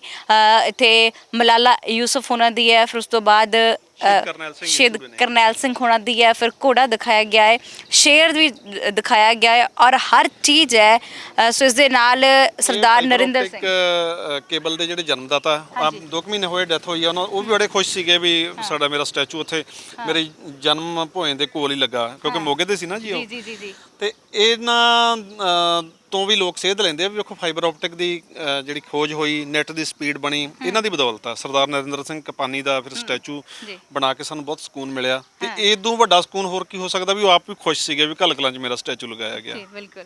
ਸੈਕਿੰਡ ਲੈਫਟੀਨੈਂਟ ਸ਼ਹੀਦ ਕਰਤਾਰ ਸਿੰਘ ਮਸਤ ਹੋਣਾ ਦਾ ਔਰ ਉਸ ਤੋਂ ਬਾਅਦ ਸਾਰਾਗੜੀ ਦੀ ਉਹ ਸਾਨੂੰ ਯਾਦ ਆਉਂਦੀ ਹੈ ਕਿ ਜਿਸ ਤਰ੍ਹਾਂ ਉੱਥੇ 21 ਸਿੰਘਾਂ ਦੇ ਵੱਲੋਂ, 21 ਜਵਾਨਾਂ ਦੇ ਵੱਲੋਂ ਇੰਨਾ ਵੱਡਾ ਮੁਕਾਬਲਾ ਕੀਤਾ ਗਿਆ ਸੀ। ਔਰ ਮੈਂ ਇੱਕ ਚੀਜ਼ ਜ਼ਰੂਰ ਤੁਹਾਨੂੰ ਕਹਿਣਾ ਚਾਹਾਂਗੀ, ਜਿਸ ਤਰ੍ਹਾਂ ਅਸੀਂ ਦਿੱਲੀ ਬਾਰਡਰਾਂ 'ਤੇ ਜੋ ਗਏ ਸੀਗੇ, ਕਿਸਾਨੀ ਸੰਘਰਸ਼ ਚੱਲ ਰਿਹਾ ਸੀ, ਹਾਲੇ ਵੀ ਚੱਲ ਰਿਹਾ ਹੈ, ਇਹ ਚੀਜ਼ ਸਾਨੂੰ ਉੱਥੇ ਵੀ ਦੇਖਣ ਨੂੰ ਮਿਲਦੀ ਸੀ। ਇਹ ਸਾਨੂੰ ਉੱਥੇ ਵੀ ਦੇਖਣ ਨੂੰ ਮਿਲੀ। ਮੈਂ ਚਾਹਾਂਗੀ ਕਮਲ ਜੀ ਤੁਸੀਂ ਜ਼ਰੂਰ ਦਿਖਾਓ, ਨਾਲ ਅਸੀਂ ਗੱਲ ਵੀ ਕਰਾਂਗੇ। ਔਰ ਤੁਸੀਂ ਇੱਕ ਪਾਸੇ ਤਾਂ ਬਣਾਇਆ ਕਿਸਾਨ ਤੇ ਦੂਜੇ ਪਾਸੇ ਇੱਕ ਲਾਲਾ ਖੜਾਇਆ ਹੋਇਆ। ਨਹੀਂ, ਲਾਲਾ ਨਹੀਂ ਖੜਿਆ ਹੋਇਆ ਜੀ, ਡਾਕਟਰ MS ਸਵਾਮੀਨਾਥਨ ਹੈ, ਜਿਨ੍ਹਾਂ ਨੇ ਕਿਸਾਨਾਂ ਦੀ ਜ਼ਿੰਦਗੀ ਨੂੰ ਸੁਧਾਰਨ ਵਾਸਤੇ ਜਿਹੜੀ ਉਹ ਰਿਪੋਰਟ ਲਿਖੀ ਸੀ NCF, ਹੈ ਨਾ। ਤੇ ਉਹ ਰਿਪੋਰਟ ਜਿਹੜੀ ਆ ਉਹ ਸਰਕਾਰਾਂ ਲਾਗੂ ਕਰਨ ਤੋਂ ਸ਼ਾਇਦ ਪਰਹੇਜ਼ ਕਰਦੀਆਂ ਅਜੇ ਤੱਕ। ਜਦੋਂ ਲਾਗੂ ਹੋਗੀ ਤੇ ਇਹਨਾਂ ਕਿਸਾਨਾਂ ਦੀ ਜ਼ਿੰਦਗੀ ਹੋਰ ਵੀ ਸੁਧਰ ਜਾਣੀ ਆ। ਤਾਂ ਹੀ ਤੁਸੀਂ ਉਹਨਾਂ ਦੇ ਪਿੱਠ ਤੇ ਜਿਹੜਾ ਹੱਥ ਥਾਪੜਾ ਦਿੱਤਾ ਹੋਇਆ ਨਾ। ਹਾਂਜੀ ਹਾਂਜੀ। ਤੇ ਡਾਕਟਰ MS ਸਵਾਮੀਨਾਥਨ ਜੀ ਨੂੰ ਵੀ ਪਤਾ ਵੀ ਮੇਰਾ ਸਟੈਚੂ ਘੱਲ ਕਲਾਂ ਦੇ ਵਿੱਚ ਲੱਗਾ ਹੋਇਆ ਜੀ। ਕਿਆ ਬਾਤ। ਤੇ ਇਹ ਸਟੈਚੂ ਬਹੁਤ ਫੇਮਸ ਰਿਹਾ ਕਿਸਾਨ ਅੰਦੋਲਨ 'ਚ। ਅਸੀਂ ਹੁਣ ਵੀ ਜਾਵਾਂਗੇ, ਪਹਿਲਾਂ ਵੀ ਅਸੀਂ ਕਾਫੀ ਟਾਈਮ ਲਾ ਕੇ ਆਏ ਹਾਂ, ਕਿਉਂਕਿ ਸਾਨੂੰ ਆਉਣਾ ਪੈਂਦਾ ਹੈ, ਕੰਮ ਲੋਕਾਂ ਨੇ ਦੇਣੇ ਹੁੰਦੇ ਆ। ਫਿਰ ਪਾਰਕ ਦੀ ਮੇਨਟੇਨੈਂਸ ਵਾਸਤੇ, ਖੇਤੀਬਾੜੀ ਦੇ ਕੰਮਾਂ ਵਾਸਤੇ ਅਸੀਂ ਕਿਸਾਨ ਅੰਦੋਲਨ ਨਾਲ ਵੀ ਜੁੜੇ ਹੋਏ ਹਾਂ ਜੀ। ਸੋ ਬਿਲਕੁਲ ਜਿਸ ਤਰੀਕੇ ਦੇ ਨਾਲ ਅਸੀਂ ਵੱਖ-ਵੱਖ ਪਾਰਕ ਵਿੱਚ ਬਹੁਤ ਚੀਜ਼ਾਂ ਦੇਖ ਰਹੇ ਹਾਂ, ਬਹੁਤ ਕੁਝ ਬਾਬਾ ਬੰਦਾ ਸਿੰਘ ਬਹਾਦਰ ਦੀ ਜੀ, ਬਾਬਾ ਈਸ਼ਰ ਸਿੰਘ ਜੀ ਜਿਨ੍ਹਾਂ ਨੇ ਜਿਹੜਾ ਸਾਰਾਗੜੀ ਦਾ ਜਿਹੜਾ ਉਹ ਕਾਰਜਭਾਰ ਸੰਭਾਲਿਆ ਹੋਇਆ ਸੀਗਾ, ਜਿਹੜੀ ਲੜਾਈ ਹੋਈ 1897 ਦੇ ਵਿੱਚ। ਤੇ ਇਹ ਇਹਨਾਂ ਦੀ ਕੁਰਬਾਨੀ ਬਹੁਤ ਵੱਡੀ ਹੈ, ਕਿਉਂਕਿ ਜਿਹੜੇ ਝੋਰੜਾ ਪਿੰਡ ਹੈ ਬਾਬਾ ਈਸ਼ਰ ਸਿੰਘ ਜੀਆਂ ਦਾ, ਉਹ ਵੀ ਇੱਥੋਂ ਹੀ, ਗਿੱਲਾਂ ਦੇ ਜਿਹੜੇ 43 ਪਿੰਡ ਬਣੇ ਆ, ਝੋਰੜਾ ਪਿੰਡ ਵੀ ਇੱਥੋਂ ਬਣਿਆ। ਤੇ ਸਾਨੂੰ ਇਉਂ ਲੱਗਦਾ ਵੀ ਸਾਡੇ ਬਜ਼ੁਰਗ ਆ ਬਾਬਾ ਈਸ਼ਰ ਸਿੰਘ ਗਿੱਲ, ਇਹ ਗਿੱਲ ਸੀਗੇ ਜੀ। ਤੇ ਇੱਕ ਇਹਨਾਂ ਦੀ ਕੁਰਬਾਨੀ ਵੇਖੋ ਤੁਸੀਂ ਵੀ, ਜਦੋਂ 20 ਸਿੰਘ ਸ਼ਹੀਦ ਹੋ ਗਏ ਸੀਗੇ ਜੀ, ਫਿਰ ਲਾਸਟ ਸਿਗਨਲ ਮੈਨ ਰਹਿ ਗਿਆ ਸੀਗਾ। ਸਿਗਨਲ ਮੈਨ ਨੇ ਦੂਸਰੀ ਪਹਾੜੀ ਤੇ ਆਪਣੇ ਅਧਿਕਾਰੀਆਂ ਨੂੰ ਲਾਸਟ ਸਿਗਨਲ ਦਿੱਤਾ ਵੀ ਹੁਣ ਸਾਰੇ ਸ਼ਹੀਦ ਹੋ ਗਏ ਆ ਤੇ ਹੁਣ ਮੈਨੂੰ ਵੀ ਸ਼ਹੀਦ ਹੋਣ ਦਾ ਜਿਹੜਾ ਹੈਗਾ ਉਹ ਆਰਡਰ ਦਿੱਤਾ ਜਾਵੇ, ਮੈਨੂੰ ਆਗਿਆ ਦਿੱਤੀ ਜਾਵੇ। ਤੇ ਉਹਨਾਂ ਨੇ ਆਗਿਆ ਦਿੱਤੀ, ਫਿਰ ਉਹ ਵੀ ਸ਼ਹੀਦ ਹੋ ਗਿਆ। ਵੇਖੋ ਤੁਸੀਂ ਏਡੀ ਵੱਡੀ ਕੁਰਬਾਨੀ, ਕੋਈ ਵੀ ਬਚ ਕੇ ਨਹੀਂ ਨਿਕਲਿਆ, ਆਪਣੀ ਸ਼ਹਾਦਤ ਦਿੱਤੀ ਉਹਨਾਂ ਨੇ। ਬਿਲਕੁਲ ਜੀ। ਨੀਰਜਾ ਪਨੋਟ ਤੋਂ ਲੈ ਕੇ ਭਗਤ ਪੂਰਨ ਸਿੰਘ ਹੋਣਾ ਦੀ ਗੱਲ ਇਸ ਪਾਰਕ ਦੇ ਵਿੱਚ ਸਾਨੂੰ ਸਭ ਕੁਝ ਉਹ ਮਿਲ ਰਿਹਾ ਹੈ ਜੋ ਅਸੀਂ ਬਚਪਨ ਦੇ ਵਿੱਚ, ਜਦੋਂ ਅਸੀਂ ਛੋਟੇ ਸੀਗੇ, ਕਿਤਾਬਾਂ ਪੜ੍ਹਨੀਆਂ, ਅਸੀਂ ਖੋਲ੍ਹਣੀਆਂ ਸ਼ੁਰੂ ਕਰਦੇ ਹਾਂ ਤਾਂ ਸਾਨੂੰ ਇਹਨਾਂ ਬਾਰੇ ਦੱਸਿਆ ਜਾਂਦਾ ਹੈ ਕਿ ਕੌਣ ਸਨ, ਹੈ ਨਾ। ਫਿਲਮਾਂ ਵੀ ਬਣ ਚੁੱਕੀਆਂ ਨੇ ਤੇ ਇੱਥੋਂ ਤੱਕ ਤੁਸੀਂ ਸਟੈਚੂ ਲਗਾਏ ਹੋਏ ਨੇ, ਨਾਲ ਤੁਸੀਂ ਬੋਰਡ ਤੱਕ ਲਗਾ ਦਿੱਤੇ ਨੇ ਕਿ ਇਹ ਜਿਹੜਾ ਬੁੱਤ ਇਹ ਚੀਜ਼ ਦਰਸਾਉਂਦਾ ਆ ਜਾਂ ਇਹ ਮਹਾਨ ਸ਼ਖਸੀਅਤ ਸਾਡੇ ਪੰਜਾਬ ਦੀ ਹੈ ਜਾਂ ਸਾਡੇ ਭਾਰਤ ਦੀ ਹੈ। ਸੋ ਇਹ ਤਰੀਕਿਆਂ ਦੇ ਨਾਲ ਤੁਸੀਂ ਹਰ ਚੀਜ਼ ਬਣਾਉਂਦੇ ਹੋ, ਇੰਨਾ ਸੋਹਣਾ ਤੁਸੀਂ ਤਰਾਸ਼ਦੇ ਹੋ। ਜਦੋਂ ਤੁਸੀਂ ਸਭ ਤੋਂ ਪਹਿਲਾ ਸਟੈਚੂ ਬਣਾਇਆ ਸੀ ਉਹ ਕਿਹੜਾ ਸੀ, ਕਿੰਨੀ ਉਮਰ ਸੀ ਉਸ ਦੌਰਾਨ ਤੁਹਾਡੀ? ਜੀ ਮੇਰੀ ਉਸ ਟਾਈਮ ਉਮਰ ਕੋਈ, ਮੈਨੂੰ ਜਿੱਥੋਂ ਤੱਕ ਯਾਦ ਹੈ ਉਹ 3.5 ਜਾਂ 3.5 ਸਾਲ ਦੀ ਸੀ ਜੀ। ਉਦੋਂ ਮੈਂ ਛੋਟਾ ਜਿਹਾ ਸਟੈਚੂ ਪਹਿਲੀ ਵਾਰ ਬਣਾਇਆ ਸੀਗਾ। ਫਿਰ ਜਿਹੜਾ ਹੌਲੀ ਹੌਲੀ ਦੇਸ਼ ਭਗਤਾਂ ਦੀ ਯਾਦ ਦੇ ਵਿੱਚ ਕਰਤਾਰ ਸਿੰਘ ਸਰਾਭਾ ਜੀ ਦਾ ਜਿਹੜਾ ਸਟੈਚੂ ਬਣਾਇਆ ਗਿਆ। ਫਿਰ ਜਿਹੜਾ ਆਰਤੀ ਚੌਂਕ ਅੱਗੇ ਲੱਗਾ ਹੁੰਦਾ ਸੀ ਸਟੈਚੂ ਪ੍ਰੋਫੈਸਰ ਮੋਹਨ ਸਿੰਘ ਦਾ, ਅੱਜ ਕੱਲ੍ਹ ਉਹ ਪੰਜਾਬੀ ਭਵਨ ਦੇ ਫਰੰਟ ਤੇ ਲੱਗਾ ਹੋਇਆ। ਉਸਤਾਦ ਜਸਵੰਤ ਭੰਵਰਾ ਜੀ, ਲਾਲਚੰਦ ਜਮਲਾ ਜੱਟ ਜੀ, ਕੋਈ ਖੇਤਰ ਨਹੀਂ ਛੱਡਿਆ ਵੀ ਜਿਹੜਾ ਨਾਮ ਬਣਿਆ ਹੋਵੇ।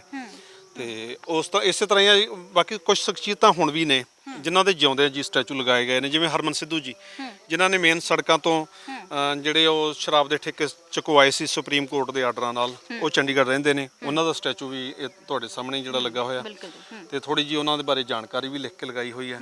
ਇਸੇ ਤਰ੍ਹਾਂ ਹੀ ਸਾਡੀ ਜਿਹੜੀ ਸਟੈਚੂ ਬਣਾਉਣ ਦੀ ਯਾਤਰਾ ਜਿਹੜੀ ਹੈ ਜਾਰੀ ਰਹਿਣੀ ਹੈ, ਤੇ ਪਰਮਾਤਮਾ ਤੋਂ ਇਹੀ ਮੰਗਦੇ ਹਾਂ ਵੀ ਸਾਨੂੰ ਹੋਰ ਵੀ ਕਿਰਪਾ ਕਰੋ ਤੇ ਅਸੀਂ ਇਸੇ ਤਰ੍ਹਾਂ ਲੱਗੇ ਰਹੀਏ। ਬਿਲਕੁਲ ਜੀ, ਤੁਹਾਡਾ ਕਾਰਜ ਬਹੁਤ ਸੋਹਣਾ ਹੈ, ਕਿਉਂਕਿ ਇੱਕ ਤਾਂ ਤੁਸੀਂ ਆਪ ਮਿਹਨਤ ਕਰਦੇ ਹੋ, ਠੀਕ ਹੈ। ਤੁਸੀਂ ਇਹ ਨਹੀਂ ਸੋਚਿਆ ਕਿ ਮੈਂ ਆਪਦੀਆਂ ਕੋਠੀਆਂ ਕਾਰਾਂ ਖੜੀਆਂ ਕਰ ਲਵਾਂ, ਹਨਾ। ਤੁਸੀਂ ਇਹ ਸੋਚਿਆ ਹੈ ਕਿ ਨਹੀਂ, ਅਸੀਂ ਜ਼ਮੀਨ ਹੋਰ ਖਰੀਦੀਏ ਔਰ ਨਾਲ ਦੀ ਨਾਲ ਅਸੀਂ ਇਸ ਨੂੰ ਜਿਹੜਾ ਹੋਰ ਤਰਾਸ਼ੀਏ, ਬੁੱਤ ਤਰਾਸ਼ੀਏ ਔਰ ਸਾਡੇ ਪੰਜਾਬੀ ਸੱਭਿਆਚਾਰ ਨੂੰ ਹੋਰ ਜਿਹੜਾ ਆ ਲੋਕਾਂ ਸਾਹਮਣੇ ਲੈ ਕੇ ਆਈਏ। ਕਿਉਂਕਿ ਅੱਜ ਦੀ ਜਿਹੜੀ ਦੌੜ ਹੈ ਨਾ, ਅਸੀਂ ਗਾਣਿਆਂ ਦੇ ਵੱਲ, ਅਸੀਂ ਫਿਲਮਾਂ ਦੇ ਵੱਲ ਪਹੁੰਚਦੇ ਜਾ ਰਹੇ ਹਾਂ ਔਰ ਅਸੀਂ ਇਹਨਾਂ ਚੀਜ਼ਾਂ ਤੋਂ ਦੂਰ ਹੋ ਗਏ ਹਾਂ। ਔਰ ਕਿਸੇ ਬੱਚੇ ਨੂੰ, ਅੱਜ ਦੇ ਬੱਚੇ ਨੂੰ ਅਸੀਂ ਪੁੱਛੀਏ ਭਗਤ ਪੂਰਨ ਸਿੰਘ ਬਾਰੇ, ਤਾਂ ਉਹ ਇਹ ਦੱਸਣਗੇ ਕਿ ਹਾਂ ਇੱਕ ਸਮਾਜ ਸੇਵਕ ਸਨ, ਜਾਂ ਭਗਤ ਜੀ ਉਹਨਾਂ ਲੋਕਾਂ ਦੀ ਸੇਵਾ ਕਰਿਆ ਕਰਦੇ, ਭਗਤ ਜੀ ਰਾਸਤੇ ਦੇ ਵਿੱਚੋਂ ਪੱਥਰ ਚੁੱਕ ਦਿਆ ਕਰਦੇ ਸਨ। ਪਰ ਭਗਤ ਪੂਰਨ ਸਿੰਘ ਦੀ ਅਸਲੀ ਜ਼ਿੰਦਗੀ ਕੀ ਸੀ ਇਹ ਕਿਸੇ ਨੂੰ ਨਹੀਂ ਪਤਾ। ਨੀਰਜਾ ਭਨੋਟ ਕੌਣ ਸੀ ਇਹ ਨਹੀਂ ਪਤਾ, ਹਨਾ। ਨੀਰਜਾ ਭਨੋਟ ਵੇਖੋ ਜੀ, ਉਹਨੇ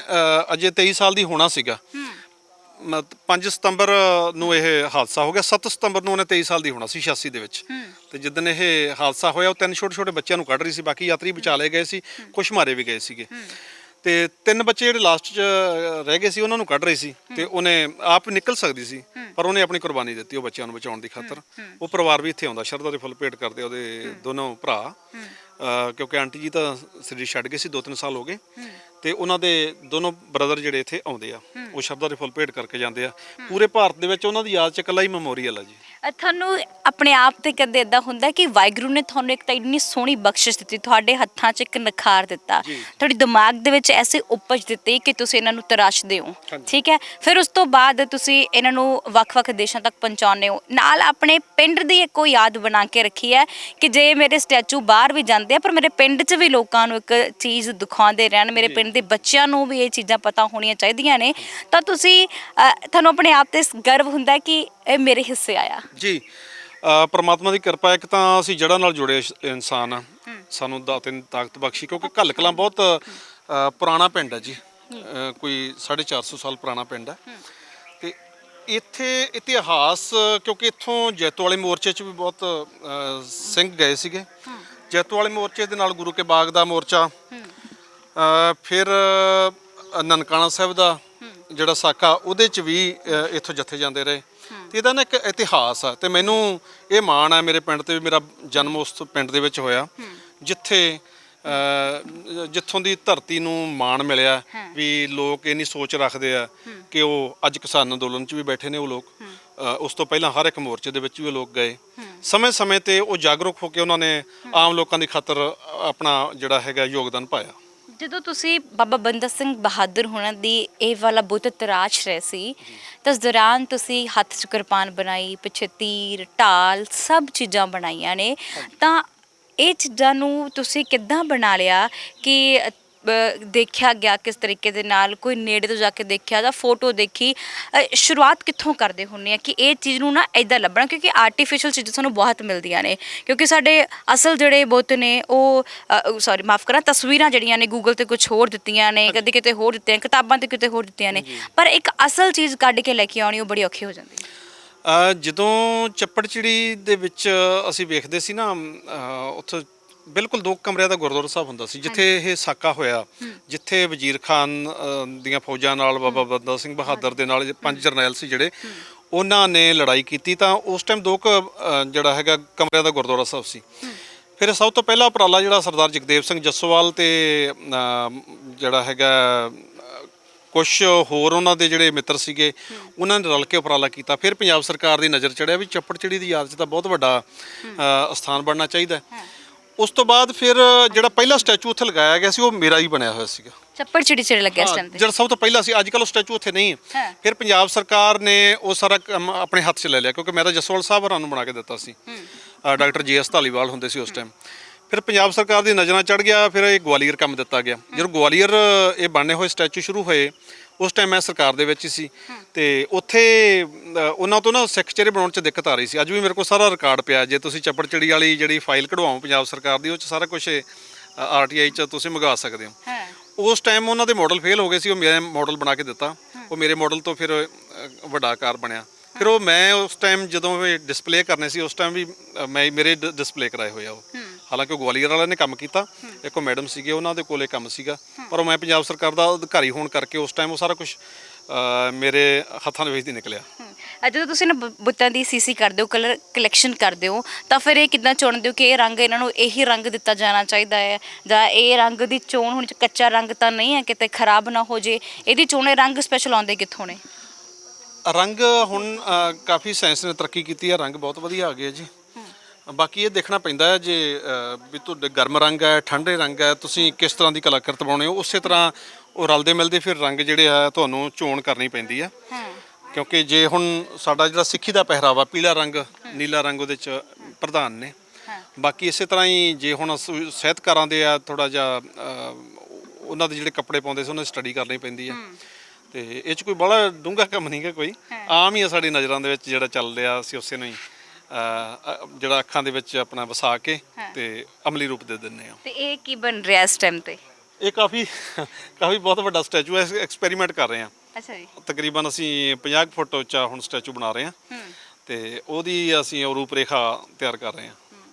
ਸੋ ਦੇਖੋ ਇਧਰ ਨੁਸਰਤ ਸਾਹਿਬ ਹੁਣਾਂ ਦੀ ਬਾ ਕਮਾਲ ਤਰੀਕੇ ਦੇ ਨਾਲ ਇਹ ਮੂਰਤੀ ਤਿਆਰ ਕੀਤੀ ਗਈ। ਉਸੇ ਤਰ੍ਹਾਂ ਹਾਰਮੋਨੀਅਮ, ਜਿਸ ਤਰ੍ਹਾਂ ਉਹ ਜਦੋਂ ਲਹਿਰ ਦੇ ਵਿੱਚ ਗਾਉਂਦੇ ਨੇ ਤਾਂ ਬਾਂਹ ਖੜੀ ਕਰਦੇ ਨੇ, ਤਾਂ ਉਸੇ ਇੱਕ ਹੱਥ ਉਹਨਾਂ ਦਾ ਹਾਰਮੋਨੀਅਮ ਤੇ ਹੁੰਦਾ, ਦੂਸਰੀ ਬਾਂਹ ਖੜੀ ਕਰਕੇ ਆਪਣੀ ਮਧੁਰ ਆਵਾਜ਼ ਨਾਲ ਸਭ ਨੂੰ ਕੀਲਦੇ ਨੇ। ਉਸੇ ਤਰੀਕੇ ਦੇ ਨਾਲ ਇਹ ਮਨਜੀਤ ਸਿੰਘ ਗਿੱਲ ਹੋਣਾ ਵੱਲੋਂ ਔਰ ਸਰਜੀਤ ਗਿੱਲ ਵੱਲੋਂ ਤਿਆਰ ਕੀਤੀ। ਕਦੇ ਹੁੰਦਾ ਹੈ ਕਿ ਜਦੋਂ ਦੋ ਜਣੇ ਕੁਝ ਕੰਮ ਕਰ ਰਹੇ ਹੋਈਏ ਨਾ, ਸਾਡੇ ਵਿਚਾਰਾਂ 'ਚ ਮਤਭੇਦ ਆ ਜਾਂਦਾ ਹੈ, ਪਰ ਪਰਮਾਤਮਾ ਦੀ ਕਿਰਪਾ ਸਾਡੇ ਵਿਚਾਰਾਂ 'ਚ ਮਤਭੇਦ ਨਹੀਂ। ਸਾਡਾ ਪਰਿਵਾਰ ਇੱਕ ਫੌਜੀ ਪਲਟਨ ਦੀ ਤਰ੍ਹਾਂ ਇੱਕ ਹੈ, ਤੇ ਹਰ ਇੱਕ ਜਿਹੜਾ ਕੰਮ ਆ ਸਾਡੇ ਸਾਰੇ ਪਰਿਵਾਰ ਨੂੰ ਪਤਾ ਹੁੰਦਾ ਵੀ ਅਸੀਂ ਕੀ ਕਰੀ ਜਾ ਰਹੇ ਹਾਂ। ਸਾਡੀਆਂ ਔਰਤਾਂ ਵੀ ਹੱਥੀਂ ਕੰਮ ਕਰਨ ਵਾਲੀਆਂ, ਤੇ ਅਸੀਂ ਆਪ ਵੀ ਹੱਥੀਂ ਕੰਮ ਕਰਨ ਵਾਲੇ ਹਾਂ। ਅਸੀਂ ਅਸਲ ਪੰਜਾਬ ਵਾਲੀ ਜ਼ਿੰਦਗੀ ਜਿਉਂਦੇ ਹਾਂ, ਪੁਰਾਣੇ ਪੰਜਾਬ ਵਾਲੀ। ਜਦੋਂ ਬਾਰਿਸ਼ ਹੁੰਦੀ ਹੈ, ਹਨੇਰੀ ਆਉਂਦੀ ਹੈ, ਤਾਂ ਉਸ ਦੌਰਾਨ ਇਹਨਾਂ ਨੂੰ ਕੋਈ ਨੁਕਸਾਨ ਤਾਂ ਨਹੀਂ ਹੁੰਦਾ ਕਿ ਤੁਹਾਨੂੰ ਲੱਗਦਾ ਕਿ ਇਸ ਤਰੀਕੇ ਨਾਲ ਹੀ ਤਿਆਰ ਕਰਨਾ ਹੁੰਦਾ ਕਿ ਇਹਨੂੰ ਕੋਈ ਨੁਕਸਾਨ ਨਾ ਹੋਵੇ? ਇਹ ਸੋਚਣਾ ਪੈਂਦਾ ਪਹਿਲਾਂ ਜਦੋਂ ਸਟੈਚੂ ਤਿਆਰ ਕਰਦੇ ਹਾਂ ਵੀ ਇੱਥੇ ਹਨੇਰੀਆਂ ਤੂਫਾਨ ਵੀ ਆਉਣਗੇ, ਬਾਰਿਸ਼ ਤੇ ਜਿਹੜਾ ਗਰਮੀ ਸਰਦੀ ਵੀ ਬਹੁਤ ਜ਼ਿਆਦਾ ਪੈਂਦੀ ਹੈ ਪੰਜਾਬ ਦੇ ਵਿੱਚ। ਇਹ ਅਸੀਂ ਪਹਿਲਾਂ ਹੀ ਸੋਚ ਕੇ ਬਣਾਉਂਦੇ ਹਾਂ, ਕਾਫੀ ਮਜ਼ਬੂਤ ਰੱਖਿਆ ਜਾਂਦਾ ਜੀ, ਤੇ ਕਦੇ ਦਿੱਕਤ ਨਹੀਂ ਆਈ। ਮਹਾਰਾਜ ਕਿਰਪਾ ਕਰੇ ਵੀ ਇਸ ਗੱਲ ਦਾ ਮਾਣ ਨਹੀਂ, ਕੁਛ ਵੀ ਹੋ ਸਕਦਾ, ਪਰ ਪਰਮਾਤਮਾ ਕਿਰਪਾ ਕਰੇ ਵੀ ਕੁਝ ਟੁੱਟੇ ਭੱਜੇ ਨਾ। ਬਿਲਕੁਲ। ਜੇਕਰ ਹੁਣ ਅਸੀਂ ਗੱਲ ਕਰ ਲੈਂਦੇ ਹਾਂ ਕਿ ਜਿਸ ਤਰੀਕੇ ਨਾਲ ਤੁਸੀਂ ਸਰਕਾਰੀ ਨੌਕਰੀ ਦੀ ਵੀ ਪਰਵਾਹ ਨਹੀਂ ਕੀਤੀ, ਤੁਸੀਂ ਉਹ ਵੀ ਛੱਡ ਦਿੱਤੀ ਕਿ ਚਲੋ ਕੋਈ ਗੱਲ ਨਹੀਂ ਆ, ਕਿ ਨੌਕਰੀ ਤੋਂ ਵੀ ਵੱਡਾ ਕਾਰਜ ਕਰ ਰਹੇ ਹੋ ਤੁਸੀਂ, ਹੈ ਨਾ। ਜਦੋਂ ਨੌਕਰੀ ਛੱਡਣੀ ਸੀ, ਘਰਦਿਆਂ ਨੇ ਕਿਹਾ ਤਾਂ ਨਹੀਂ ਕਿ ਲੋਕਾਂ ਨੂੰ ਤਾਂ ਨੌਕਰੀਆਂ ਸਰਕਾਰੀ ਮਸਾਂ ਮਿਲਦੀਆਂ ਨੇ, ਤੂੰ ਭਾਈ ਛੱਡੀ ਜਾਣਾ? ਜੀ ਨਹੀਂ, ਸਰਕਾਰੀ ਨੌਕਰੀ ਅਸਲ 'ਚ ਨਾ ਮੈਂ ਨਾ ਤਾਂ ਕਦੇ ਲਈ ਹੈ ਤੇ ਨਾ ਮੈਂ ਛੱਡੀ ਹੈ, ਕਿਉਂਕਿ ਸਰਕਾਰ ਜਦੋਂ ਮੈਂ ਬੁਲਾ ਲੈਂਦੀ ਮੈਨੂੰ ਫਿਰ ਜਾਣਾ ਹੀ ਹੁੰਦਾ। ਅਸਲ 'ਚ ਹੁਣ ਵੀ ਮੈਂ ਆਪਣੀ ਮਰਜ਼ੀ ਨਾਲ ਇੱਥੇ ਬੈਠਾ, ਸਰਕਾਰ ਬੁਲਾ ਰਹੀ ਹੈ, ਤੇ ਕਿਉਂਕਿ ਸਰਕਾਰ ਸਾਡੇ ਤਜਰਬੇ ਦਾ ਲਾਹਾ ਵੀ ਲੈਂਦੀ ਹੈ, ਇਹੋ ਜਿਹੀ ਗੱਲ ਕੋਈ ਨਹੀਂ। ਸਰਕਾਰ ਉਹਨਾਂ ਨੂੰ ਨੌਕਰੀਆਂ ਨਹੀਂ ਦਿੰਦੀ ਜਿਹੜੇ ਸਰਕਾਰ ਦਾ ਕੁਝ ਕਰਨਾ ਨਹੀਂ ਚਾਹੁੰਦੇ। ਸੱਚੀ ਗੱਲ ਤੁਹਾਨੂੰ ਮੈਂ ਦੱਸਾਂ, ਇਹ ਮੇਰੀ ਗੱਲ ਦਾ ਆਲੋਚਨਾ ਵੀ ਹੋਊਗੀ। ਅਸਲ 'ਚ ਜਦੋਂ ਅਸੀਂ ਪੜ੍ਹਾਈ ਕਰਦੇ ਹਾਂ ਤੇ ਨੌਕਰੀ ਵਾਸਤੇ ਜਦੋਂ ਪੜ੍ਹਾਈ ਕਰਦੇ ਨਾ, ਉਦੋਂ ਪ੍ਰੋਬਲਮ ਆਉਂਦੀ ਆ। ਹੁਣ ਮੈਂ ਤਾਂ ਇਸ ਤਰ੍ਹਾਂ ਸੋਚ ਕੇ ਨਹੀਂ ਚੱਲਿਆ ਸੀਗਾ, ਮੈਨੂੰ ਤਾਂ ਸਰਕਾਰ ਆਪ ਸਗੋਂ ਵਿੱਚ ਸ਼ਾਮਲ ਕਰਦੀ ਆ, ਕਿਉਂਕਿ ਸਰਕਾਰ ਦਾ ਜਿਹੜਾ ਬੋਝ ਚੱਕ ਕੇ ਚੱਲਦਾ ਉਹਨੂੰ ਸਰਕਾਰ ਆਪ ਨੌਕਰੀਆਂ ਦਿੰਦੀ ਹੈ, ਜਿਹੜਾ ਸਰਕਾਰ ਦੇ ਉੱਪਰ ਬੋਝ ਪਾਉਂਦਾ ਉਹ ਤੋਂ ਸਰਕਾਰ ਭਜਦੀ ਆ। ਹਾਂਜੀ, ਮੈਨੂੰ ਤਾਂ ਇਹੀ ਲੱਗਦਾ ਹੈ। ਬਾਕੀ ਤੁਸੀਂ ਵੇਖਦੇ ਹੋ ਸਮਾਜ ਨੂੰ, ਤੁਹਾਡੇ ਵਿਚਾਰ ਕੀ ਇਹਦੇ ਬਾਰੇ ਮੈਂ ਕੁਝ ਕਹਿ ਨਹੀਂ ਸਕਦਾ। ਤੁਸੀਂ ਪਿੱਛੇ ਵੀ ਇੱਕ ਸਟੈਚੂ ਤਿਆਰ ਕਰ ਰਹੇ ਹੋ, ਉਹਨੂੰ ਬੰਨਿਆ ਹੋਇਆ, ਇਹ ਕੀ ਚੀਜ਼ ਤਿਆਰ ਹੋ ਰਹੀ ਹੈ? ਇਹ ਤਾਂ ਪਰਸਨਲ ਤਿਆਰ ਹੋ ਰਹੇ ਨੇ, ਜਿਹੜੇ ਦੋਨੋਂ ਸਟੈਚੂ ਨੇ ਇਹ ਪਰਸਨਲ ਤਿਆਰ ਹੋ ਰਹੇ ਨੇ। ਹਾਂਜੀ, ਕਿਸੇ ਨੇ ਆਰਡਰ ਦਿੱਤਾ? ਇਹ ਆਰਡਰ ਤੇ ਤਿਆਰ ਹੋ ਰਹੇ ਨੇ। ਇਹਨਾਂ ਦੇ ਖਰਚਿਆਂ ਨਾਲ ਹੀ ਸਾਡੇ ਜਿਹੜੇ ਪਾਰਕ ਦੀ ਖਰਚੇ ਨਿਕਲਦੇ ਨੇ। ਓਕੇ, ਮੈਂ ਪਹਿਲਾਂ ਗੱਲ ਕੀਤੀ, ਤੁਸੀਂ ਆਪਣੇ ਘਰ ਨਹੀਂ ਬਣਾਇਆ, ਤੁਸੀਂ ਇਹ ਨਹੀਂ ਸੋਚਿਆ ਕਿ ਅਸੀਂ ਇੰਨਾ ਪੈਸਾ ਕਮਾ ਰਹੇ ਹਾਂ ਸਟੈਚੂ ਦੇ ਉੱਪਰੋਂ, ਹੈ ਨਾ, ਤੇ ਲੱਖਾਂ ਰੁਪਏ ਤੁਸੀਂ ਕਮਾਉਣੇ ਵੀ ਹੋ, ਔਰ ਇਹ ਨਹੀਂ ਕਿਹਾ ਕਿ ਅਸੀਂ ਘਰ ਲੈ ਲਈਏ ਜਾਂ ਕਾਰਾਂ ਲੈ ਲਈਏ ਜਾਂ ਅਸੀਂ ਬੱਚਿਆਂ ਨੂੰ ਪੜ੍ਹਾਉਣਾ ਲਿਖਾਉਣਾ, ਪਰ ਤੁਸੀਂ ਸਾਰਾ ਕਹਿੰਦੇ ਹੋ ਕਿ ਅਸੀਂ ਹੋਰ ਜਗ੍ਹਾ ਖਰੀਦੀਏ ਔਰ ਹੋਰ ਪੰਜਾਬੀ ਸੱਭਿਆਚਾਰ ਨੂੰ ਦਰਸਾਉਂਦੀਆਂ ਚੀਜ਼ਾਂ ਰੱਖੀਏ ਇੱਥੇ। ਜੀ, ਕਿਉਂਕਿ ਪੰਜਾਬ ਦੇ ਵਿੱਚ ਇਸ ਚੀਜ਼ ਦੀ ਬੇਹੱਦ ਜ਼ਰੂਰਤ ਹੈ।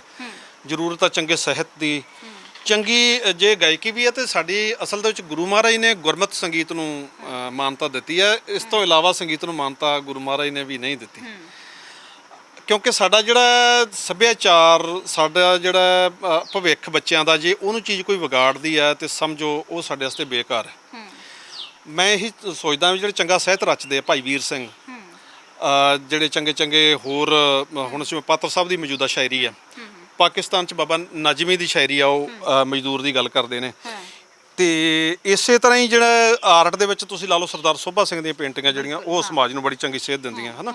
ਮੈਂ ਉਸ ਲਾਈਨ ਤੇ ਚੱਲ ਰਿਹਾ ਵੀ ਅਸੀਂ ਦੋਨੋਂ ਭਰਾ ਹੀ ਸੋਚ ਕੇ ਚੱਲਦੇ ਹਾਂ ਵੀ ਸਾਡੀ ਜਿਹੜੀ ਹੈਗੀ ਆ ਕਲਾ, ਉਹ ਸਮਾਜ ਦੇ ਕੰਮ ਆਵੇ, ਨਾ ਕਿ ਸਮਾਜ ਦੇ ਅੱਗੇ ਰੁਕਾਵਟ ਪਾਵੇ, ਸਮਾਜ ਦਾ ਭਵਿੱਖ ਨਾ ਖਰਾਬ ਕਰੇ। ਇਸ ਕਰਕੇ ਨਾ ਪਹਿਲਾਂ ਹੀ ਅਸੀਂ ਸਟੱਡੀ ਕਰਕੇ ਸਾਰਾ ਇਹ ਕੁਛ ਕਰ ਰਹੇ ਹਾਂ। ਫਿਰ ਇੱਥੇ ਕੌਣ ਕੌਣ ਦੇਖਣ ਆਉਂਦਾ ਤੁਹਾਡੇ ਕੋਲ ਇੱਥੇ ਆ ਕੇ?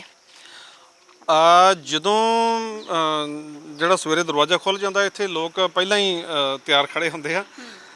ਬਾਕੀ ਜਦ ਹੀ ਰਾਤ ਨੂੰ ਕਈ ਖਲਵਾ ਲੈਂਦੇ ਆ।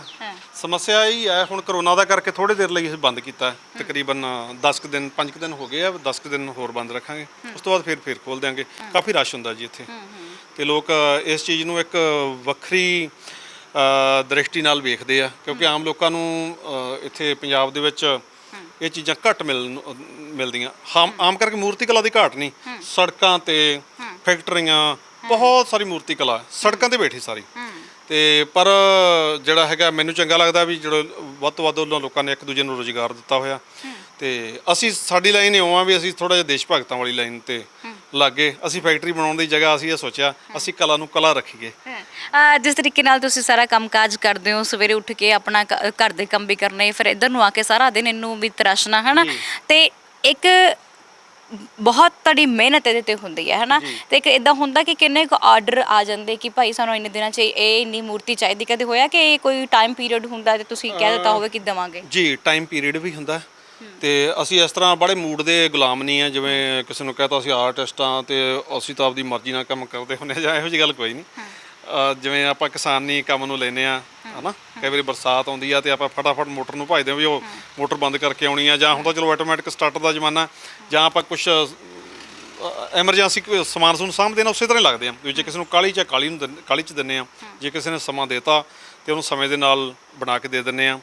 ਤੇ ਹਊਆ ਨਹੀਂ ਬਣਾ ਕੇ ਖੜਾ ਕੀਤਾ ਕਿਸੇ ਵੀ ਕੰਮ ਦਾ, ਤੇ ਲੋਕਾਂ ਦੀ ਲੋੜ ਮੁਤਾਬਕ ਕੰਮ ਕਰਕੇ ਦਿੰਦੇ ਆ। ਉਹਨਾਂ ਖਰਚਿਆਂ ਦੇ ਨਾਲ ਹੀ ਫਿਰ ਸਾਡੇ ਜਿਹੜੇ ਖਰਚੇ ਨਿਕਲਦੇ ਨੇ ਜੀ। ਸੰਤੁਸ਼ਟ ਹੋ ਤੁਸੀਂ ਇਸ ਕਾਰਜ ਤੋਂ? ਪੂਰੀ ਤਰ੍ਹਾਂ। ਲੋਕ ਕਹਿੰਦੇ ਸੰਤੁਸ਼ਟ ਨਹੀਂ ਹੋਣਾ ਚਾਹੀਦਾ, ਅਸੀਂ ਕਹਿੰਦੇ ਹੋਣਾ ਵੀ ਚਾਹੀਦਾ ਸੰਤੁਸ਼ਟ, ਤੇ ਅਸੀਂ ਹੈਗੇ ਵੀ ਹਾਂ। ਇੱਕ ਆਖਰੀ ਸਵਾਲ ਹੈ, ਜਿਸ ਤਰੀਕੇ ਦੇ ਨਾਲ ਤੁਸੀਂ ਬਣਾਉਂਦੇ ਹੋ ਬੁੱਤ, ਹੈ ਨਾ, ਇਹ ਕਿਹੜਾ ਇਹਦਾ ਸਟੈਚੂ ਤਿਆਰ ਕੀਤਾ ਜੋ ਬੜਾ ਘੱਟ ਸਮੇਂ 'ਚ ਹੋਵੇ, ਤੇ ਕਿਹੜਾ ਅਜਿਹਾ ਸਟੈਚੂ ਸੀ ਜੋ ਵੱਧ ਸਮੇਂ 'ਚ ਤਿਆਰ ਹੋਇਆ ਹੋਵੇ? ਕਿਉਂਕਿ ਮੈਨੂੰ ਇਹ ਵੀ ਯਾਦ ਨਹੀਂ ਹੁੰਦਾ ਵੀ ਜਨਵਰੀ ਤੋਂ ਲੈ ਕੇ ਤੇ ਆ ਜੂਨ ਤੱਕ ਕਿੰਨੇ ਸਟੈਚੂ ਤਿਆਰ ਹੋ ਗਏ ਆ। ਤੇ ਸਾਰੇ ਸਟੈਚੂ ਇੱਕ ਚੈਲੰਜ ਸਮਝ ਕੇ ਅਸੀਂ ਕਰਦੇ ਹਾਂ, ਕਿਉਂਕਿ ਅਸੀਂ ਡਾਈ ਵਾਲਾ ਕੰਮ ਨਹੀਂ ਕਰਦੇ ਵੀ ਇੱਕ ਡਾਈ 'ਚੋਂ 35 40 ਪੀਸ ਕੱਢਣੇ ਆ। ਅਸੀਂ ਆਰਟਿਸਟਾਂ ਵਾਂਗੂ ਹੀ ਇਸ ਕਲਾ ਨੂੰ ਰੱਖਿਆ ਹੋਇਆ। ਤੇ ਵੱਡੇ ਤੋਂ ਵੱਡਾ ਸਟੈਚੂ ਅਸੀਂ ਤਕਰੀਬਨ ਬਣਾਇਆ ਸੀਗਾ ਮੇਰੇ ਖਿਆਲ 76 ਫੁੱਟ ਦਾ, ਤੇ ਛੋਟੇ ਤੋਂ ਛੋਟਾ ਸਟੈਚੂ ਬਣਾਇਆ ਸੀਗਾ 1.25 ਇੰਚ ਦਾ। ਕੰਮ ਦਾ ਅਸੀਂ ਨਾ ਤਾਂ ਉਹਨੂੰ ਛੋਟੇ ਨੂੰ ਟਾਈਮ ਲੱਗਣ ਦਿੱਤਾ, ਨਾ ਉਹ ਬੜਾ ਵੱਡੇ ਨੂੰ ਲੱਗਣ ਦਿੱਤਾ। ਕੰਮ ਦੀ ਤੇ ਇਹ ਆ ਵੀ ਜਦੋਂ ਤੁਹਾਡਾ ਮਨ ਲਾ ਕੇ ਤੁਸੀਂ ਕੋਈ ਕੰਮ ਕਰਨਾ ਹੋਵੇ ਨਾ ਜੀ, ਸ਼ੌਂਕ ਨਾਲ, ਤੇ ਫਿਰ ਟਾਈਮ ਨਹੀਂ ਲੱਗਦਾ, ਨਾ ਤੁਹਾਨੂੰ ਮੁਸ਼ਕਲ ਲੱਗਦਾ ਕੋਈ ਕੰਮ, ਫਿਰ ਤੁਸੀਂ ਖੁਸ਼ੀ ਨਾਲ ਹੀ ਉਹ ਨੇਪਰੇ ਚਾੜ ਲੈਂਦੇ ਹੋ। ਸਮਾਂ ਬਾਅਦ 'ਚ ਹੀ ਪਤਾ ਲੱਗਦਾ ਵੀ ਕਿੰਨਾ ਕੁ ਲਾਇਆ ਸੀਗਾ ਜੀ। ਆਪਣੇ ਹੱਥਾਂ ਨਾਲ ਕਾਰਜ ਹੁੰਦਾ ਕਿ ਮਸ਼ੀਨ ਦੀ ਵੀ ਸਹਾਇਤਾ ਕਰਦੇ? ਨਹੀਂ, ਹੱਥਾਂ ਨਾਲ ਹੀ ਸਾਰਾ ਕੰਮ ਹੁੰਦਾ। ਹਾਂ, ਜਦੋਂ ਕਿਤੇ ਰਗੜਾਈ ਹੁੰਦੀ ਹੈ ਜੀ, ਫਿਰ ਗ੍ਰਾਈਂਡਰ, ਛੋਟਾ ਗ੍ਰਾਈਂਡਰ ਹੈ ਜਿਹੜਾ, ਉਹਦੇ ਨਾਲ ਥੋੜੀ ਬਹੁਤ ਰਗੜਾਈ ਕਰ ਲੈਂਦੇ ਆ। ਬਾਕੀ ਟੋਟਲੀ ਹੱਥਾਂ ਨਾਲ ਹੀ ਕੰਮ ਹੋਣ ਵਾਲਾ ਜੀ। ਬਹੁਤ ਬਹੁਤ ਸ਼ੁਕਰੀਆ ਸਾਡੇ ਨਾਲ ਗੱਲਬਾਤ ਕਰਨ ਲਈ। ਪ੍ਰਮਾਤਮਾ ਤੁਹਾਨੂੰ ਦਿਨ ਦੁੱਗਣੀ ਰਾਤ ਚੌਗਣੀ ਤਰੱਕੀ ਬਖਸ਼ੇ, ਕਿਉਂਕਿ ਤੁਸੀਂ ਇੰਨਾ ਸੋਹਣਾ ਕਾਰਜ ਕਰ ਰਹੇ ਹੋ। ਔਰ ਅਸੀਂ ਜਦੋਂ ਐਂਟਰ ਹੋਏ ਸੀ ਨਾ, ਤੇ ਸਾਡਾ ਦਿਲ ਮੋਲਿਆ ਸੀ ਇਹਨਾਂ ਤਸਵੀਰਾਂ ਨੇ, ਇਹਨਾਂ ਬੁੱਤਾਂ ਨੇ, ਕਿ ਤੁਸੀਂ ਬਾ ਕਮਾਲ ਤਰੀਕੇ ਨਾਲ ਕਾਰਜ ਕਰ ਰਹੇ ਹੋ। ਬਹੁਤ ਬਹੁਤ ਸ਼ੁਕਰੀਆ ਸਾਡੇ ਨਾਲ ਗੱਲਬਾਤ ਕਰਨ ਲਈ। ਬਹੁਤ ਬਹੁਤ ਧੰਨਵਾਦ ਜੀ। ਸਤਿ ਸ੍ਰੀ ਅਕਾਲ ਜੀ, ਆਇਆਂ ਨੂੰ ਜੀ। ਸੋ ਇਹ ਸਨ ਸਾਡੇ ਨਾਲ ਮਨਜੀਤ ਸਿੰਘ ਗਿੱਲ ਹੋਣੀ, ਜਿਨ੍ਹਾਂ ਨੇ ਬਹੁਤ ਹੀ ਖੂਬਸੂਰਤ ਸਟੈਚੂ ਤਿਆਰ ਕੀਤੇ ਨੇ। ਮੈਂ ਆਪਣੀ ਕਲੋਜ਼ਿੰਗ ਉਹਨਾਂ ਖੂਬਸੂਰਤ ਇਹਨਾਂ ਦੇ ਸਟੈਚੂਸ ਕੋਲ ਕਰਾਂਗੀ ਜੋ ਸਾਡੇ ਘਰ ਦੇ, ਹਾਲਾਂਕਿ ਇਹ ਕਿਸੇ ਦਾ ਸਟੈਚੂ ਤਿਆਰ ਕੀਤਾ ਗਿਆ, ਪਰ ਮੈਂ ਇਹ ਬਜ਼ੁਰਗਾਂ ਦੀ ਜਿਹੜੀ ਗੱਲ ਜ਼ਰੂਰ ਕਰਾਂਗੇ ਕਿ ਸਾਡੇ ਘਰ ਦਾ ਇੱਕ ਜਿੰਦਾ ਹੁੰਦੇ ਨੇ ਤੇ ਜਿਨ੍ਹਾਂ ਨੂੰ ਅਸੀਂ ਹਮੇਸ਼ਾ ਸਤਿਕਾਰਦੇ ਹਾਂ, ਪਿਆਰਦੇ ਹਾਂ ਔਰ ਇਹਨਾਂ ਤੋਂ ਅਸੀਂ ਬਹੁਤ ਕੁਝ ਸਿੱਖਦੇ ਹਾਂ ਔਰ ਇਹਨਾਂ ਨੇ ਘਰ ਦੀ ਸ਼ਾਨ ਬਣਾਏ ਹੋਏ ਨੇ। ਸਾਬਕਾ ਮੁੱਖ ਮੰਤਰੀ ਪ੍ਰਕਾਸ਼ ਸਿੰਘ ਬਾਦਲ ਤੋਂ ਲੈ ਕੇ ਪ੍ਰਧਾਨ ਮੰਤਰੀ ਤੱਕ ਜਿਹੜੇ ਨੇ ਘਰਾਂ ਦੇ ਵਿੱਚ ਜਿਹੜੇ ਸਟੈਚੂ ਗਏ ਹੋਏ ਨੇ ਕਿ England, America, New Zealand, Australia, Canada, German ਹਰ ਜਿਹੜੇ ਦੇਸ਼ ਦੀ ਜਿਹੜੀ ਸ਼ਾਨ ਬਣੇ ਹੋਏ ਨੇ ਇਹ ਸਟੈਚੂ। ਤੇ ਇਸ ਵੇਲੇ ਕਲਾਂ ਦਾ ਇੱਕ ਨਾਮ ਬਹੁਤ ਉੱਚਾ ਹੈ। ਮੋਗਾ ਜ਼ਿਲ੍ਹੇ ਦੀ ਸ਼ਾਨ ਨੇ ਦੋ ਭਰਾ ਮਨਜੀਤ ਸਿੰਘ ਗਿੱਲ ਔਰ ਸੁਰਜੀਤ ਸਿੰਘ ਗਿੱਲ। ਜੇਕਰ ਤੁਸੀਂ ਵੀ ਕੋਈ ਚਿੱਤਰ ਬਣਵਾਉਣਾ ਹੋਵੇ ਜਾਂ ਕੋਈ ਮੂਰਤੀ ਬਣਵਾਉਣੀ ਹੋਵੇ ਤਾਂ ਇਹਨਾਂ ਦੇ ਨਾਲ ਵੀ ਸੰਪਰਕ ਕਰ ਸਕਦੇ ਹੋ ਤੇ ਤੁਸੀਂ ਆ ਕੇ ਆਰਡਰ ਦੇ ਸਕਦੇ ਹੋ, ਕਲਾਂ ਪਿੰਡ ਪਹੁੰਚ ਸਕਦੇ ਹੋ। ਔਰ ਇੰਨੀਆਂ ਸੋਹਣੀਆਂ ਚੀਜ਼ਾਂ ਜੋ ਸਾਡੇ ਮਹਾਨ ਪੰਜਾਬੀ ਵਿਰਸੇ ਨੂੰ ਦਰਸਾਉਂਦੀਆਂ ਨੇ ਜਿਨ੍ਹਾਂ ਨੂੰ ਅਸੀਂ ਗਵਾਉਂਦੇ ਜਾ ਰਹੇ ਹਾਂ। ਜੇਕਰ ਕਿਸੇ ਨੇ ਮਿਲਣਾ ਹੈ ਜਾਂ ਦੇਖਣਾ ਹੈ ਤਾਂ ਇਸ ਪਾਰਕ ਵਿੱਚ ਜ਼ਰੂਰ ਆ ਸਕਦਾ ਹੈ। ਹੁਣ ਸਾਡੇ ਤੋਂ ਅਸੀਂ ਲਵਾਂਗੇ ਆਗਿਆ। ਸਹਿਯੋਗੀ ਕੇਵਲ ਸਿੰਘ ਕਮਲ ਦੇ ਨਾਲ ਮਨਦੀਪ ਕੌਰ ਸੰਧੂ। ਸਤਿ ਸ਼੍ਰੀ ਅਕਾਲ।